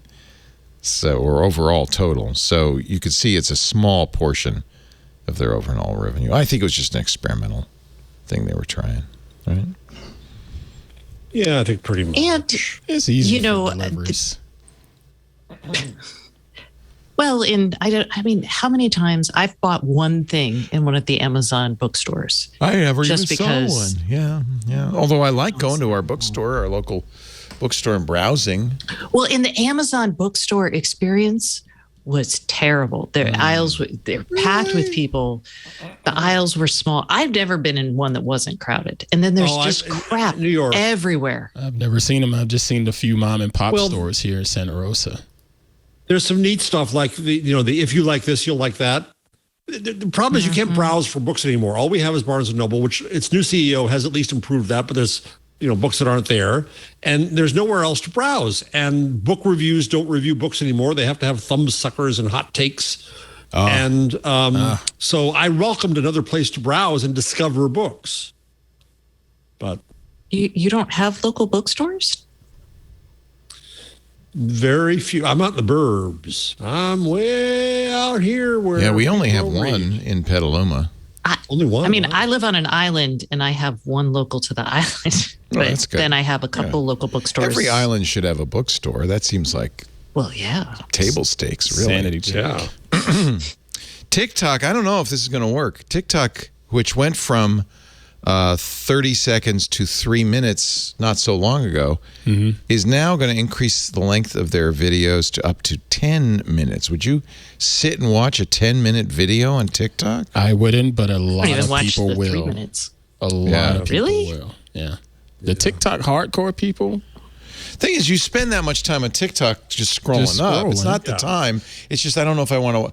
I honestly, if it goes on too long, even like a I agree. But that's you though. But you maybe young people. not think the younger people that find something that they like, they watch the whole video anyway, right? And if Salt_Hank, I should ask Hank what he thinks of that. all the way through. Yeah, they'll probably watch his all the way through. Not our generation. I think even when they Hank's got shtick longer, is efficiency. Yeah, even when they got longer, he was reluctant to make his longer. So. Oh yeah, well that's different for his shtick. Yeah, but I'm just saying someone that's you have like these. There's all kinds of stuff on TikTok. I agree. A lot of the social justice people that are all over TikTok. They would probably get a huge boost out of this.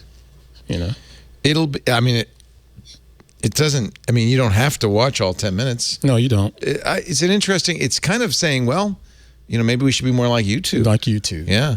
It's interesting. I think it's a shot across the bow, YouTube, yeah. Because 10 minutes things is that don't go on for 10 hours and puts it in a feed. Yeah. Which I think is important. Right. Let's see. Did you guys get an email from Facebook telling you to join Protect or I would if I had a Facebook account. Have a Facebook account. Oh, there's that. Yeah, Facebook. Wow, you're the only one, Jeff. Jesus. The old man. That is fascinating. Jeez. That is telling right there.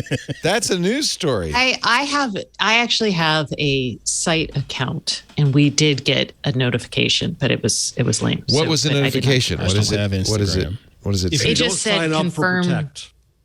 Yeah. What is Protect? Go ahead.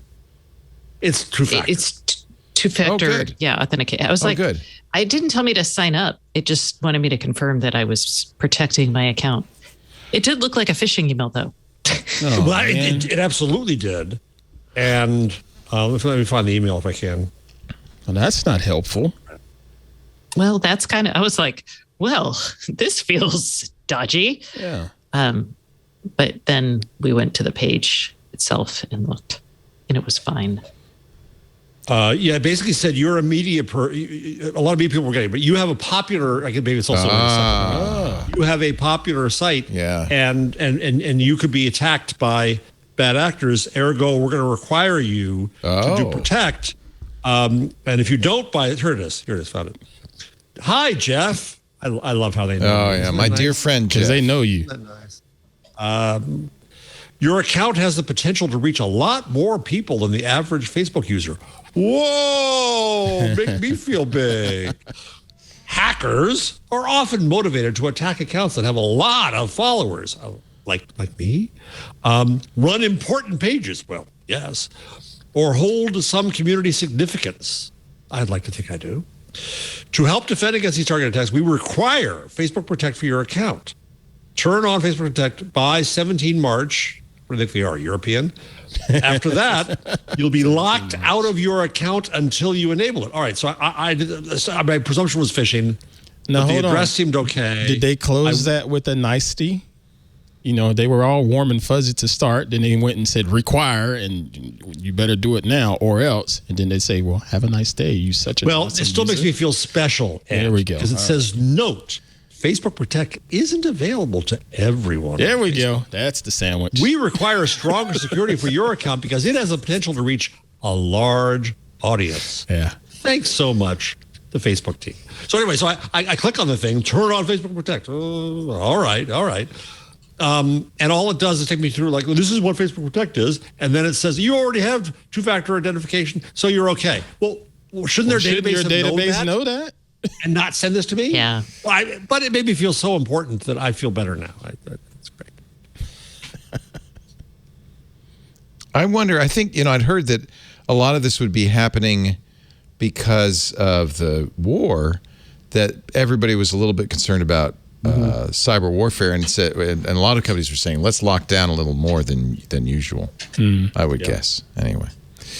Can I put in one interesting story that I found interesting? As long as it's not the Wheel of Fortune.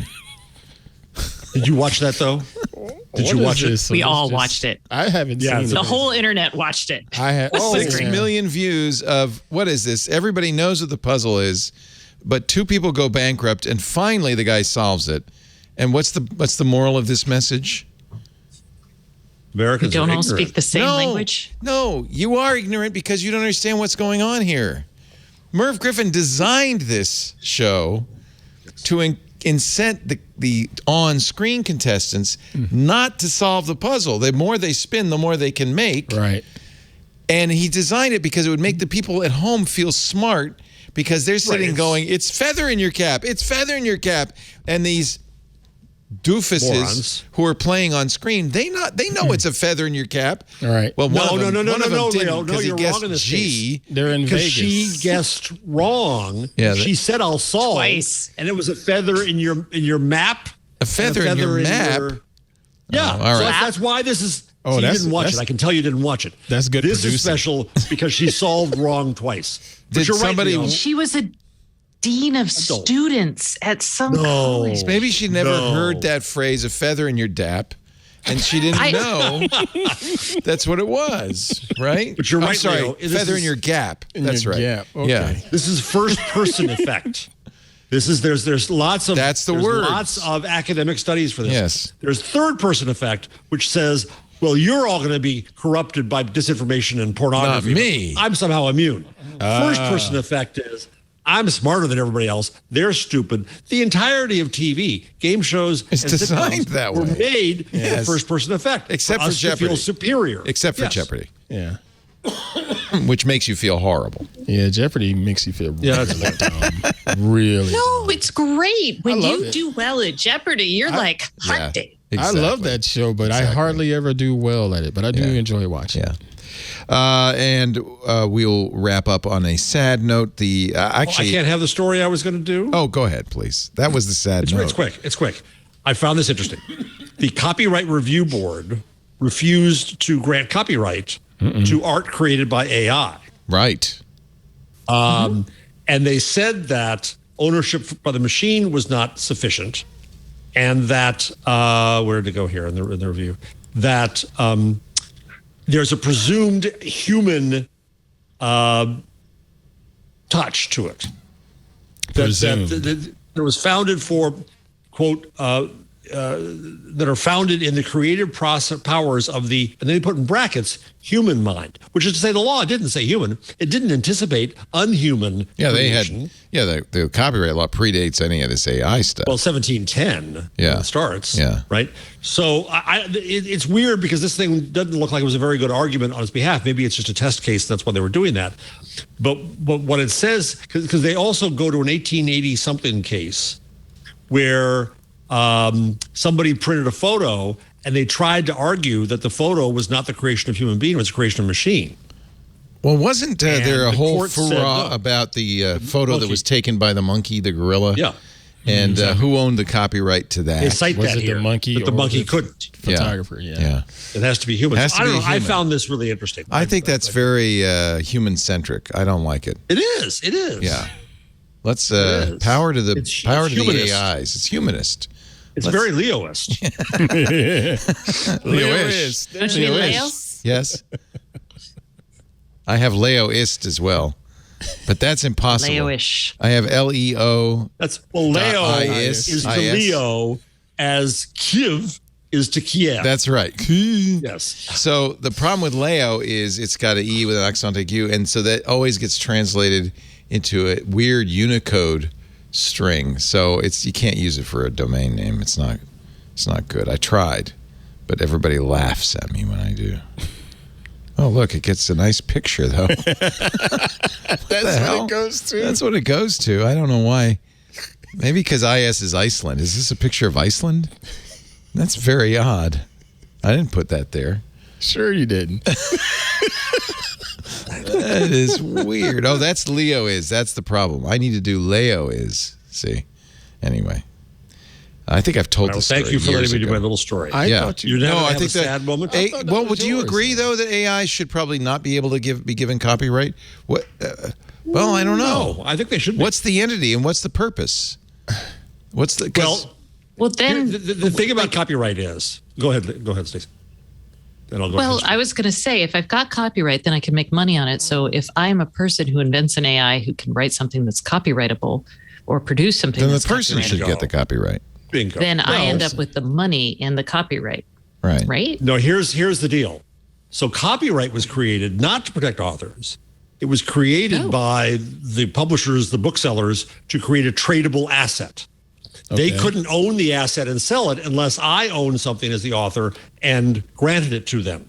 And then ACT sells it to you, Leo, and that's the why. So what's going to happen here, I think, is Stacey's right. I'm going to go create an AI that's going to pump out tons of NFTs. Yeah, that's exactly what's happening. And I want them all to be now. Tradable assets. That's exactly what's happening. That's what today. Netflix does already. Yeah. Exactly. It's basically an algorithm deciding what movies they create. Okay, yeah, I can see that. Yeah, that's a point. That's interesting, Stacey. Yeah. Would you buy a cookbook based on... Yes. Yeah, of any kind. How about maybe think about this, based on 50 recipes found in the world's biggest email leaks. Email leaks. That would be no, sir. Featuring WikiLeaks and Hillary Clinton, as well as the Pizzagate scandal, exchanges between staff from the world's most influential companies like Enron and Sony. The leaked recipes cookbook showcases 50 recipes, including the very best cookie and a secret barbecue sauce, among others. It's not just a cookbook. It's an insight into office culture, politics, corruption, hacking, family, and friendship. Oh, my. I would 100% buy it. It would be a great gift to give someone like me who is a journalist who also likes to cook. I would just say that's a fun gift, I think. It's interesting. Because it is interesting. It's cool to see, because it's the whole, it has the email. The author made the recipes. I was going to say, are these tested? Yes. That's important. Yes. In fact, the images are hysterical. Here's pecan and pumpkin bread with a pocket computer associated with it. This is 35 euros from JBE Books. It's written by Demetria Glass. And some of these recipes have redacted. Redacted? Oh, boy. I love the pictures. Yeah, you should redact celery in anything. Mum's the word.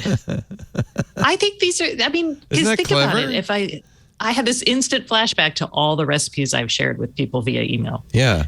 Or Slack. Yeah. Yeah. Or Discord. Thank you to kotki.org for discovering that one. From Demetria Glass and photographer Emily Baltz, the leaked recipes cookbook. Fascinating. Thing of the week? Or are we still? Yes, let's. I just we're going to do a thing of the week. I just want to mention in passing, I had never heard this guy's name. He was co-inventor of Ethernet, passed away at the age of 71. He was an intern at the Xerox PARC Research Lab in 1973. One afternoon in the basement of the lab, he noticed another researcher tinkering with a long strand of cable. The researcher, another new hire named Bob Metcalf, who we do know, was exploring ways of sending information to and from the lab's new computer, the Alto. Mr. Metcalf was trying to send electrical pulses down the cable. He was struggling to make it work. Mr. Boggs offered to help. Over the next 2 years, they designed the first version of Ethernet. Surprisingly, even though Bob Metcalf mentions Ethernet every time you talk to him, he's never mentioned this fellow. Well, that's the thing. I never heard this guy's name. Metcalf did say in an interview with the New York Times, he was a perfect partner for me. I was more of a concept artist. He was a build the hardware in the backroom engineer. Everybody who has the idea needs somebody who can make it. So Boggs was, I guess, Mr. Metcalf's Burke. He was the guy who... I was say more like the Woz. He was his Woz. He was his Woz. Yeah. Yeah. Yeah. So that's, we should mention it. David Reeves Boggs passed away at the age of 71 this week. Also, we're getting to that point where we pretty regularly are paying tribute to people who created the technologies we're using now. Yeah. And more. We're getting that time of life. All right, let's take a little pause, a little breath, a little breather. I was going to mention the new UCIe chiplet standard. I was going to mention the success of RISC-V. All of these were stories to welcome Stacey back. But, just read her, Stacey on IoT newsletter. I'm sure she'll talk. I had put a lot of chip stories in here to celebrate your return. I did see that. I was like, I feel like I'm needed. What is UCIe? What is that? I have no idea. Okay. Yeah. It's a standard AMD, Intel, and ARM supported. It's an interconnect. Universal Chiplet Interconnect Express. Yeah. It's an interconnect. This is not something I know about. Infrastructure. But this is because it was launched today. Yes. All right. We'll be hearing about it tomorrow on Stacey on. Yeah, let me know. Let me read about it today's news that I was recording my show for. Let us pause. When we return, the picks of the week, the things of the week, and that sort of thing. Let's kick things off with Stacey Higginbotham and her thing of the week. Stacey? This week's thing is actually an app because of a thing. So Apple AirTags, we all know and love, or are worried about being stalked by. And we talked about how Apple released an app for Android users. But a German university, that's the word I'm looking for, has released, I'm looking for it, an Android monitoring app. I thought there was going to be an ad for me to look this up. Sorry, y'all. I did it very fast. It's a quick ad. I was like, oh my God, just to make you it's time to pull this up. Apple released its own Android app, Tracker Detect, which really isn't that good. And it's an issue. If you have an iPhone, the iPhone will say there's an AirTag tracking you. But if you don't have an iPhone, you're kind of in the dark. Mm-hmm. So good. What is this app called? I can't find it. It's already That's a good name me for an AirTag 3 app. times. I can't find it. Oh, that's so good. Stacey is in extremis. Oh man, we need to make a GIF of that. Oh no, please. Sorry, it's called AirGuard. It's an AirTag protection app for Android. Oh, yeah. Yes, and they built it, and they're making it better. It does seem to be a little bit more active now because it's on an Android phone. It doesn't go off. It's going to notify you much less often because it doesn't have access to the Bluetooth controls, I guess. But you get a notification, and you're also part of a giant research project, I should tell you. When you download this app, and like 125,000 people have downloaded it so far, you become part of their research into this. And they're very upfront. You have to share all your location permissions, even while the app is not being used. So you may get a little weirded out by that, just so you know. But it seems to be really good. It's notified me. My husband put an AirTag on me for wandering around over the weekend. It worked. I also got a random one that I realized was my friend that I was hanging out with. So, yeah, I don't know. It seems to be pretty good. And I have to ignore battery optimization. That's a Samsung thing. I'm just doing all I this had stuff to do it on now. my Pixel too. Oh, you did? Okay. Yeah, good. I had to. Yeah. I'm participating in the study. I'm all set. Okay. And now it will tell me if there are trackers in my neighborhood. Huh? That's cool. Yeah. So it shows me, like, here are all the AirTags that have been discovered in my neighborhood or around me lately. So it tracks all that. It's tracking right now. Let's see, because there are quite a few AirTags in this environs. Let's see if it finds any. No, it didn't. Here, let me just put this AirTag right on top of it. And so give it a minute. This is the problem I had with the Apple device as well. The Apple app for Android, and maybe it's a limitation of. I was going to say Android. Let it run for half an hour. Okay. And then see if it'll find it. Okay. But it's not something you could walk into a room and see AirTags in the room because it's not. But that's not what this is designed. Right. That's not what the original app is designed to do. Yeah, I understand. Yeah. Oh, okay. And what's nice, it does allow you to ignore some. So if you have some of your own, you would want to do it. Okay. Oh, I have to turn on BLE, which was not on. So that was not on. So maybe that was part of the problem. Let's do another manual scan with Bluetooth Low Energy turned on. Ant's doing it as well. Mm-hmm. Did you find anything? Nope. Show all devices. It's kind of the same problem I had with the Apple app. Again, check it in half an hour. Yeah, I'll leave it running in the background. Or an hour. Yeah. Because it'll pop up. Mine didn't pop up with anything, even though there are AirTags hanging out with me, constantly. And Apple's doing everything it can. And to be fair, there are even better ways to do this, like these little inexpensive GPS devices, which are much more accurate. The reason that AirTags are an issue is because there's so many iPhones out there. Mm-hmm. They're so ubiquitous. Yeah, that it really is. It's the same reason it works. That Google getting your name in Google search engine is such a problem for people because everyone uses it. Anyway, that was my thing. Excellent. Jeff, do you want to? I see you tweeted about Ukraine radio. Is that one of your things, or you just want to talk about that? Tweeted it because I TikTok crinkle cake. TikTok crinkle cake. We could do that. We could do TikTok crinkle cake.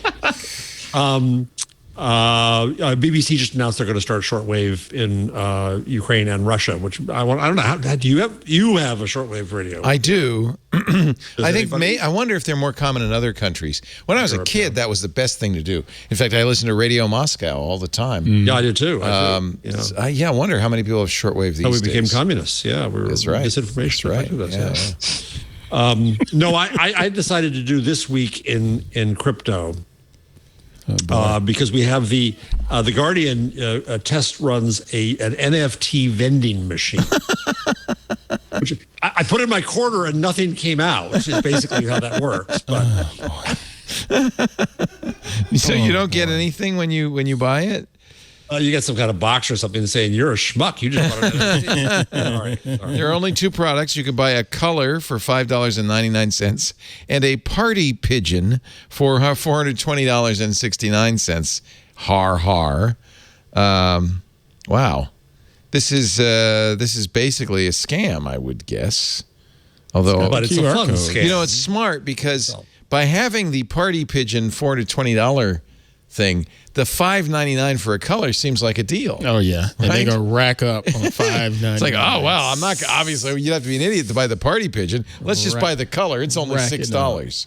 Right. Yeah. Right. Mm-hmm. And then we also have elsewhere in cool land, a social club, says the New York Times, runs on crypto tokens and vibes. Friends with Benefits, get it, is a VIP lounge for crypto's creative class. Oh, it's just like the Anna Delvey Foundation. I was going to say, it's for con artists. It's going to have great artists, and we are going to have wonderful food everywhere. Friends with Benefits, a VIP lounge for crypto's creative class. Man, those are the people I want to hang out with. It's a DAO, of course. DAO! The chef is named Belly Man. 6,000 unique token holders. Dang. It raised $10 million from investment last year, including who else but Andreessen Horowitz. Yeah, because they're the big pushers of all of this. I have a theory here, so I'm working on a proposal for something. I wonder how different the internet would be and our attitudes toward it would be if it weren't run by bros. VCs? These guys? Well, that too, but bros. Yeah, bros. Man, this club is really run down. This is a dump. Okay, yeah. I can't wait to hang out with these guys. That looks so much fun. Do they have a space heater in there somewhere? There's this, what is that? Yeah, there's a little space heater. Yeah, this is a quality place. So they debate things like whether to spend $20,000 from the Treasury to develop a members-only subscription coffee service. Sure, why not? It's just money. Sanka in your cup.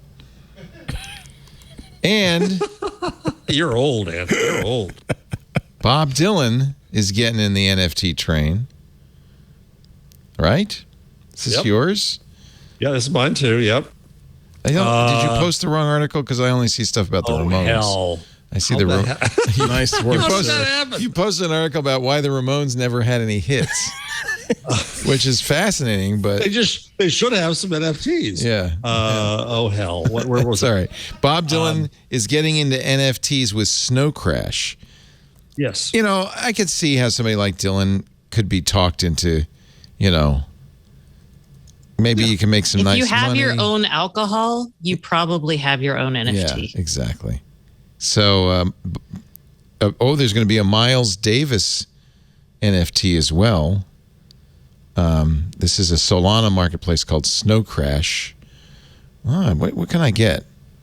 A Bob Dylan NFT drop. I put it on 195. I found it. Just doesn't really seem like a good use of my money. Oh, Leo, could you do it? I haven't. Go ahead. Oh, I have an update from you, hot from the Twitter, about your domain name. Leo account. is, yeah? No, about you actually, according to Mime Artist on Twitter, you have 71 domains. It said so at the top of the list that you were showing. Andrew wins. It was at the very top. We should have done this in a dating game. It would have been. I was like, I just checked Twitter, so I feel like I should probably do that. I guess so. 71? I don't know. Oh yeah, domain 71. Yeah, it says it right there. Yeah.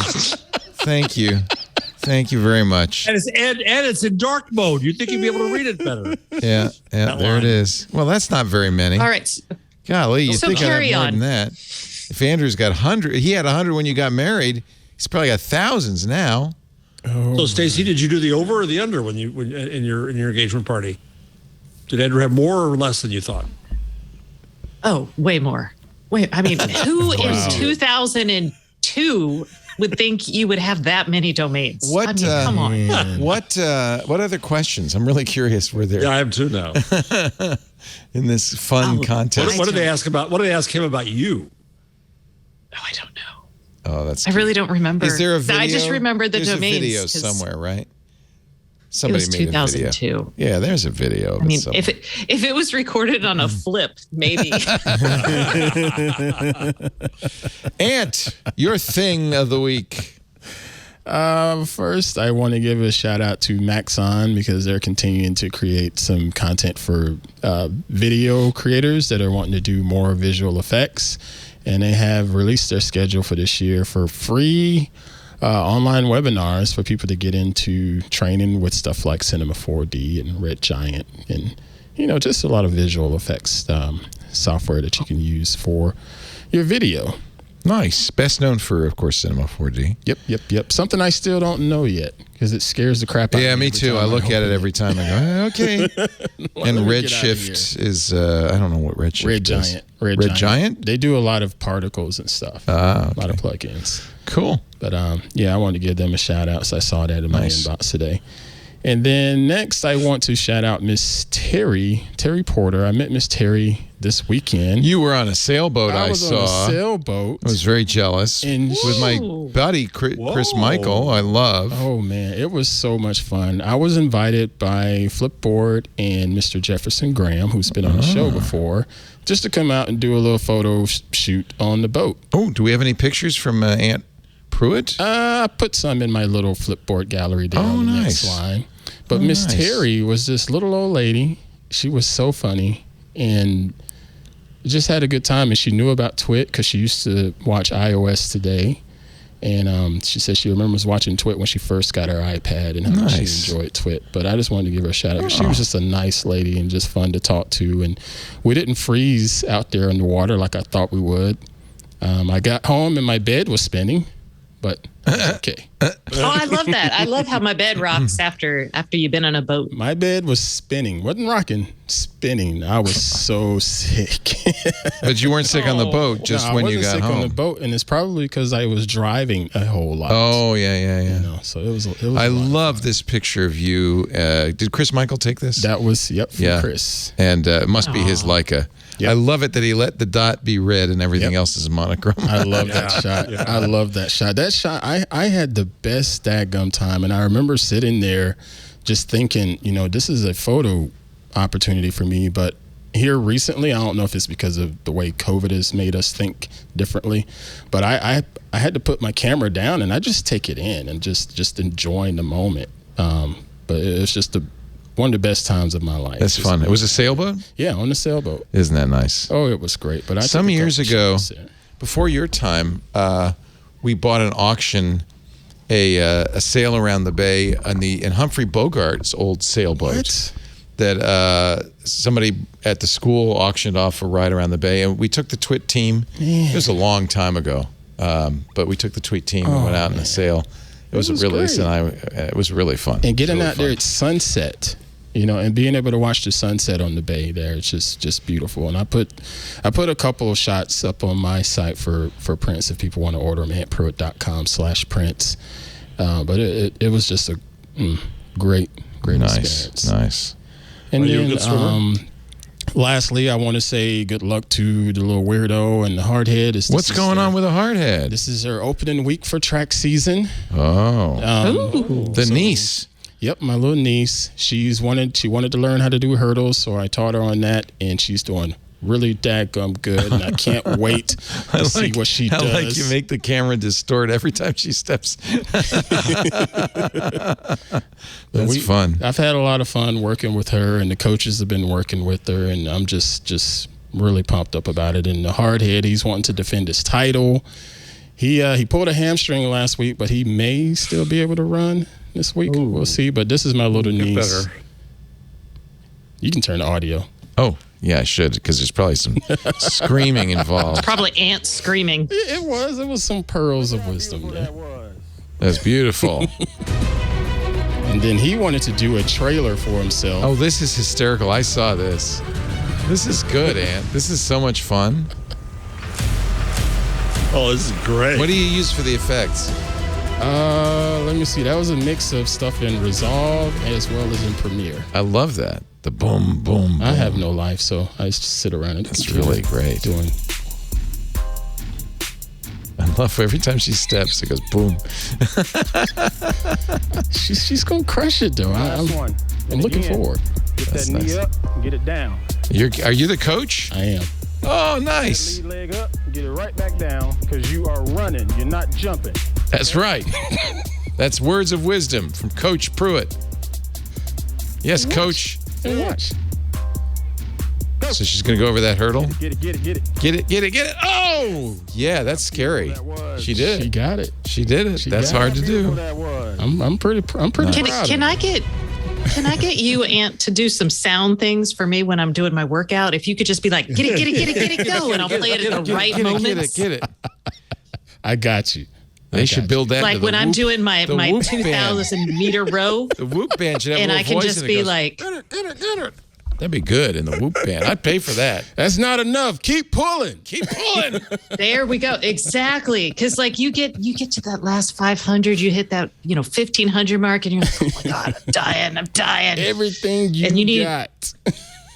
But you got to do it appropriately. Because you got 500, but you're still got like 3.5 more minutes of rowing you got to do. So. These 4 kids, I'll tell you, they love and hate our relationship. I'll just say that because they want me to help them out. You're the coach. Well, I could turn you off when I'm done. That's true. If you're in my whoop band, I could just remove the whoop band. I'll be like, and we're done here, Ant. Jeff Jarvis, thank you so much. He blogs at buzzmachine.com. He's at Jeff Jarvis on the Twitter. But most of all, he's the director of the Townite Center for Entrepreneurial Journalism at the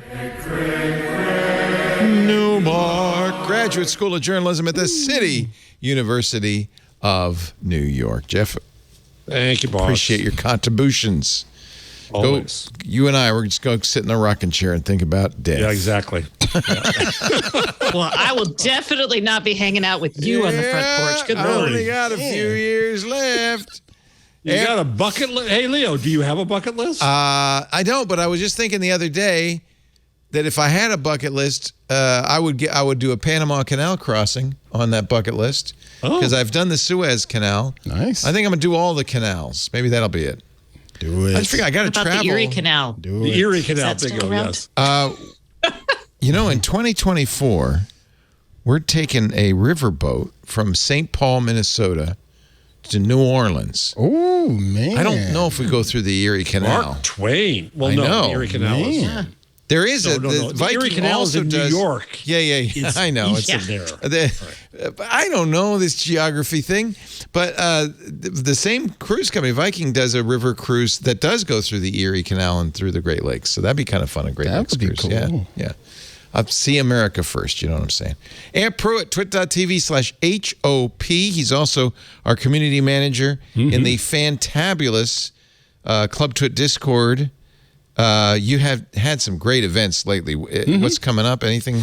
Well, we just had Dr. Owen J.J. Stone for an AMA. Oh, wow. How'd that Talk go? a little bit about you, Mr. Jarvis. We have coming up a Insight Twit conversation. I believe it's on the 17th of March with Mr. Michael Sargent's going to host our very own Mr. Patrick Delahanty. This is something Michael wanted to do, and I'm really glad he's doing it. He said, you interview all the hosts.